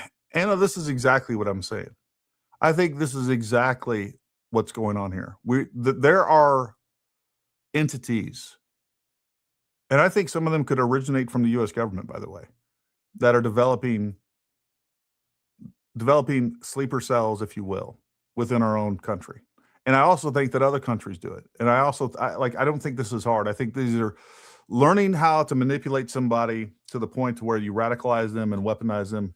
I don't think is all that sophisticated or that difficult to do. I think that stuff has been figured out for a really long time. And I think especially in the age of social media and the fact that kids spend dozens of hours on a device every single day in their own world, getting programmed, getting indoctrinated 24/7, I think we're more susceptible to it than ever. And I think that some of the attacks, and this very could be true of Thomas Crooks, as well as Tyler Robinson, and or some of the other mass shootings that we've seen in this country and or other countries, by the way. I think it's very, very likely. Now what about we do like not an off record conversation, but have a private conversation. And I actually will say, I wished it was live, but I will also say I am glad. I don't think we're gonna get that much more out of this. I think we got about 6 minutes left. She's gonna talk some comments and kind of recapping and what she's gonna do next week and all this stuff. So we'll stop it right there. But what I'm gonna do is go through, we'll address some of the questions and comments and all those things. This is a really good one. No one talks about the Queers of Salt Lake City group that deleted all their media the same day he was killed and vehemently opposed Charlie. This is something that I am redirecting. I've already talked to my producer. We're going to start looking deep into this. I meant to do this a month ago. Candace has distracted me. Admittedly, I think this is something that does need to be looked at, and I don't understand why she hasn't looked into this. She's got that, mommy sleuth army. I could be looking into this stuff. She's never mentioned this. Never, again, one of the things I constantly hear is that Candace is doing, she's like, oh, she's exploring all the options. Well, there seems to be one option that she's avoiding completely, and that is the Tyler Robinson option and, trans Tifa option. The murder was because of leftist ideology and or rhetoric option. Like, why are we avoiding that? That seems like a really strange thing to avoid if we're just, checking out all the options, right? Just seeing what hits the wall. We do have a couple of super chats. Let me address those. Darren Ellinger, thank you very much, sir. Thank you, new member. Thank you again, folks. If you want to support us, we have memberships. You can do that. We appreciate it. I think the link's down in the description. What you're doing is very important. Keep up the great work. God bless. Merry Christmas. Thank you to you. Hey, folks, you know what? I really do appreciate the encouragement. The opposition is loud, right? And sometimes you think that you're a lonely voice in the wilderness. And I got to tell you, like, your encouraging words and your comments and some of your emails and things like that have been extremely important and sometimes extremely timely. So they do not go unnoticed by me. So thank you very much. On the Harpole interview, was there a misunderstanding on where drones can be flown? I know you ran into that with university. Was that ever cleared up? Yeah, essentially it was, there's two things going on there. All right. Number one, TPUSA never wanted the security team. They've never asked the security team. Brian Harpole spent a bunch of money on that stuff, and that is a service that he offers with his security services. That is not something that TPUSA has ever explored from a security standpoint. Now, what I can tell you is that their media team also runs drones, and from what I understand, they kind of did did media stuff, but if they needed to, they could check out different things that they were concerned about. I think the reality of it all, and I've said this many times, look, a close protection detail is just that. I know you guys want to believe that Charlie Kirk's security detail was supposed to have the same capabilities as Secret Service. That's not how it works. The other thing too is, like, drones are not a panacea for security. I think that would be very easy, even if there was a drone in the sky, that I don't think that would have changed this one bit. First of all, you can tell when a drone is looking. And on top of that, that area was over 150 acres. I know because that's how big our model is. And it's actually bigger than that. We had to cut that down quite a bit. I think it's reduced down to right around 150 acres now. What we got, what I wanted originally to do, the 3D survey of all the relevant area. And we ended up, just for the sake of data, it's such a massive program, we had to cut it down to what we reasonably thought was, what was reasonable, right? So that's where we're at with that. So to cover that, if you're going to actually have drones, security drones up in the air that would actually be capable of basically covering all the main areas that would be a concern with a long range shooter. I don't like the word sniper, or at least given that level of, I don't know, recognition, right? You would need probably 6 drones in the air at all times at that particular venue. And even then, I still don't think that it wouldn't be something that they could bypass. They can only look in one area at a time. You got to have 6 people up there. And then you'd probably have to have at least three backups so that you still have a drone in the air once the batteries go dead. And then a drone operator, for those of you who've operated drone, like you don't see a lot in those screens. Even if you had big screens up there, like you're only capturing one area at a time. Like, and the other part of this, it's like completely overlooked. That roof is UVU's property. All right.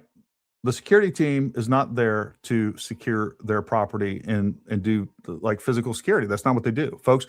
It is not a Secret Service team, right? Where they have, look, a Secret Service, every time the president goes somewhere with the Secret Service element, you're probably talking $3 to $4 million per event. And that's like a single day. $3 to $4 million worth of assets on the ground, and they're securing everything, right? They're going in the buildings. All the buildings with windows facing Charlie would need to be, number one, they would be swept with bombs, swept for all kinds of other stuff, and then secured. And then they would have somebody probably even in those buildings, even though they didn't really do that at the Butler, right? But the point is that the security capabilities and footprint are significantly larger. There was dozens of rooms with windows facing Charlie that a person could have gotten into and shot from there. That would completely bypass all the drones and everything else. And then what would there are so many different security vulnerabilities that could have been addressed with that. But we're going back to directly answering your question is UVU would not allow people to fly the drones there. And Charlie Kirk's team wasn't going to sit there and argue with them. That's just not how those types of events work. They can say, just get out of here. They were incorrect in that they think they own the airspace and they can control the airspace. We had full clearance from the FAA when we went there, and we started flying that drone directly from that position that you guys saw, right where the rooftop access was. The next thing you know, we probably had a drone in the air 10 minutes, and then an Orem police officer came over and told us that we had to take it down. And I challenged them on it. I pushed back. I'm like, hey, look, you guys don't control the airspace. He's like, yeah, well, we have policies. I was like, well, policies aren't law. That's exactly what I said. I was like, the FAA controls the airspace. And he's like, no, you guys got to bring it down. I was like, look, I got a professional drone pilot up there. You can go talk to him about it. And next thing you know, we were grounded because I'm not going to get in there in a pissing contest. And then we had to go fill out a bunch of paperwork, sign a bunch of waivers, and then we were waiting for approval. And the guy that would approve that was off campus. And mind you, by the way, I tried multiple times to contact them prior to that visit. So I did my due diligence. I sent them emails. I told them who I was, what I was going to do, what I wanted to do. And I was trying to do all the legwork up front. So if there was this issue, we could get that approved. And crickets. Nobody responded to me. So long story short, we went off campus. We flew the drone over campus, off campus, and there was really nothing they could do about that. So, there's that. Merry Christmas, my brother. Thank you for your work. Love to you and yours. Thank you, Mr. Manon. Even us low-level state child abuse investigators wouldn't use Google. It's absurd. Yeah. And definitely not, intelligence operatives. We like claims with receipts. That's why I'm here. Well, I even provided you plenty tonight. I was just curious, really controls the airspace. Yeah, again, the FAA controls the airspace. They have no authority, especially it really doesn't matter. All right, the FAA controls the airspace. Look, and this is a problem. You can talk to any drone operator out there, people that do this stuff professionally. There's people that think that if a drone is flying above your roof or in your property that you can just shoot it. That's a federal offense. That's the same as shooting at a manned aircraft. I think it's defined as 2 feet above the ground is FAA airspace. Somebody can check me on that. But it is, you don't own the airspace on your property or anywhere else, and neither does UVU. So they're just incorrect on that. But the problem is like they can think that you can go to jail trying to fight that, and then 3 years later in a Supreme Court case, or a local state Supreme Court or another court, you may be proven right, but the juice ain't worth the squeeze. So there's that.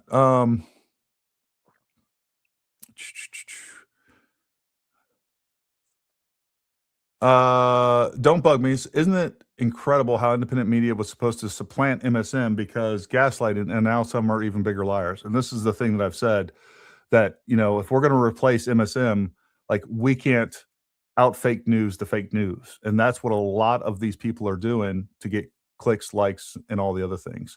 I guess I could make my screen large. We'll hit a few more.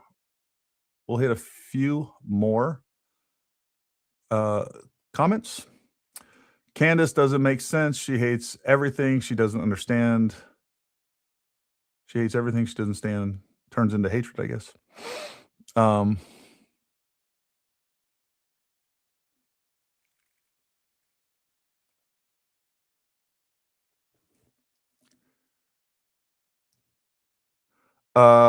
Verbatim, this is what they offered, so I could have taken it or left it. If I said no, then everyone would have said I was doing this for clicks and didn't want answers. My preference was public. I don't know who you're quoting there. I'm assuming Candace.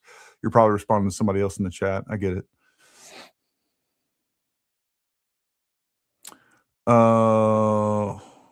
Tyler was born gay, not groomed.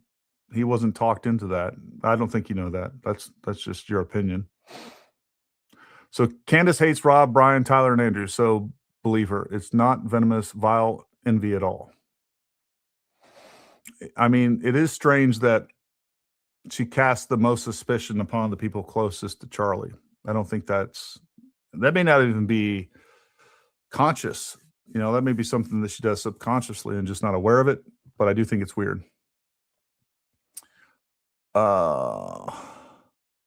Plain stalking people are wild. Gays are created or not born. I don't necessarily believe that. I think there's definitely some people. Look, I think there's people that are born like that. All right. And this is Gary's opinion. I'm not a, biologist, psychologist, or anything else. I do think some people are born that way. I do think some people are groomed that way. And I think there's a lot of evidence to that, by the way.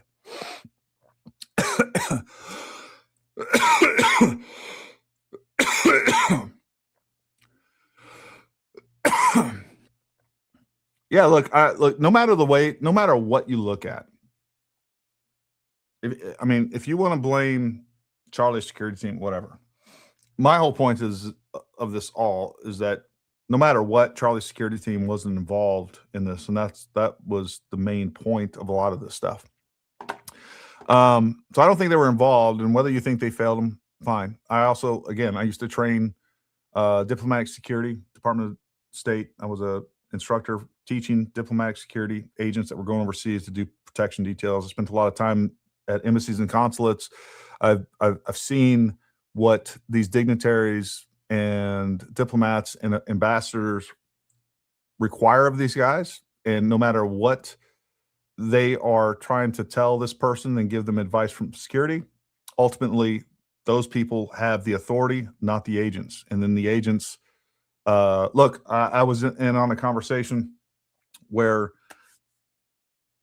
the security agents wanted to carry long guns and actually have vests with magazines available. They were in a high threat zone, and the principal said no, that's not the optics they wanted to push. They're in a very dangerous spot.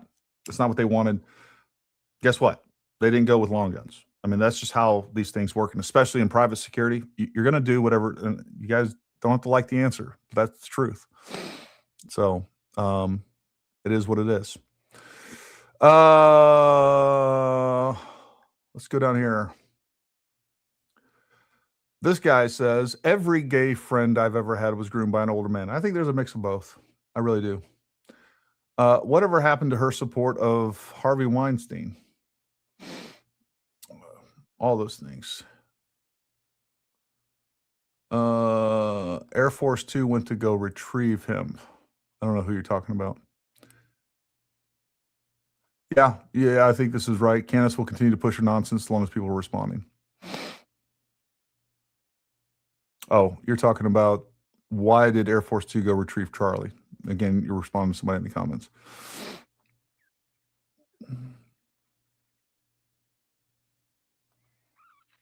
Because Charlie didn't want to do this event at Disneyland or concert venue. It's not that difficult to understand. I agree with that. Look, Charlie was dead set on making himself accessible. He was taking a lot of risk. I think he was very aware of those risks. I don't even think it was a matter of if. I think you completely understand it was a matter of when. He had people all around him saying that he needed to put up bulletproof glass, that he needed to do things differently, that he needed to wear a vest. And that's not what he wanted to do. And I think a lot of it was that he didn't want to show. He was getting lots of death threats from the left. That's why he had security to begin with. I mean, he's been getting thousands of death threats from the left and from, especially when he's talking out, which he did a lot on trans ideology. So he's getting a lot of death threats. And I think, if I was to project my own mindset, and this is speculation and conjecture, I don't think he wanted to cower to their threats. I think he wanted to continue to move forward the way that he was doing. It's like terrorists. Like, we don't change our way of life because people terrorize you and try to manipulate you into doing something. I think that's the way that he looked at it. And I applaud him for that. And he was willing to bet his life on it. And,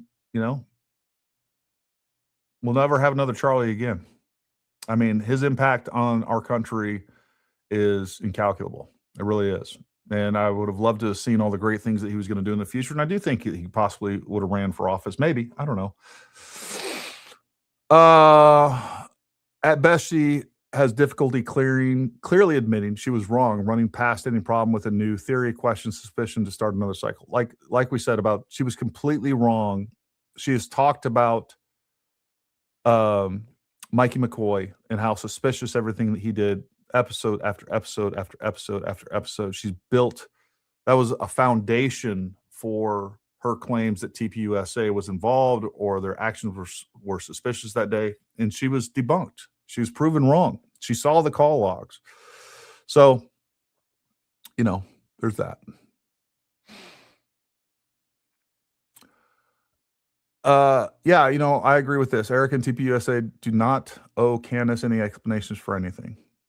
I think that Erika has gone above and beyond, accommodating Candace, trying to be gracious, trying to mitigate all the nonsense around all this. She probably doesn't have the emotional bandwidth to deal with Candace or to, really start a lawsuit or any of those things. I get her trying to try to make peace. It's definitely the bigger thing to do. It's probably the smarter thing to do. It's not what I would do. Jesus was perfect and a pacifist. I'm neither. I would want blood, and I would go after her.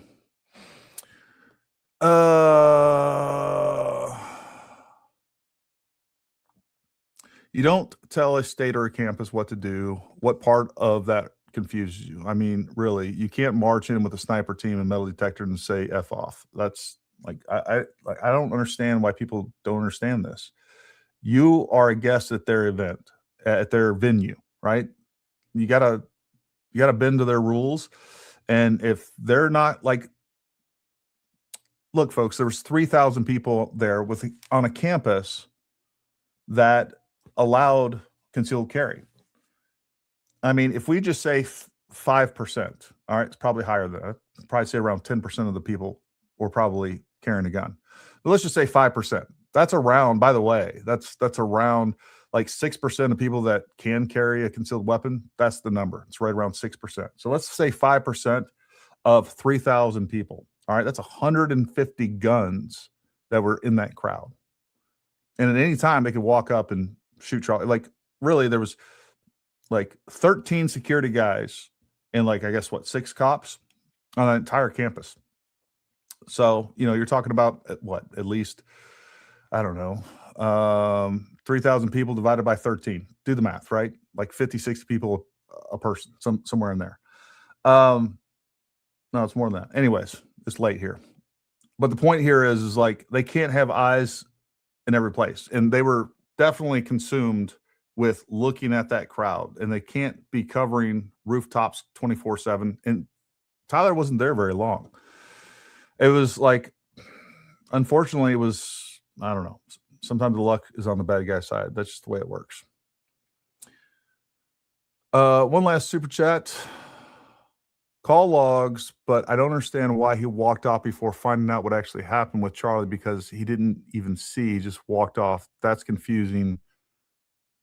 That's confusing to new Mikey McCoy. Melissa, I don't think, like, I think he heard a gunshot. Maybe he saw Charlie, what happened with Charlie. I think he did, actually. I mean, from what they're saying, and again, their memories may not be working correctly. I think he probably recognized that it was a gunshot, put his finger to ear. Like, he's not security. What was he supposed to do? Get in the way of the security? I guarantee you, like, if I was part of Charlie's security team, and this is something that is talked about when you're talking about close protection details, like, if you're not on the security team, get yourself out of the way.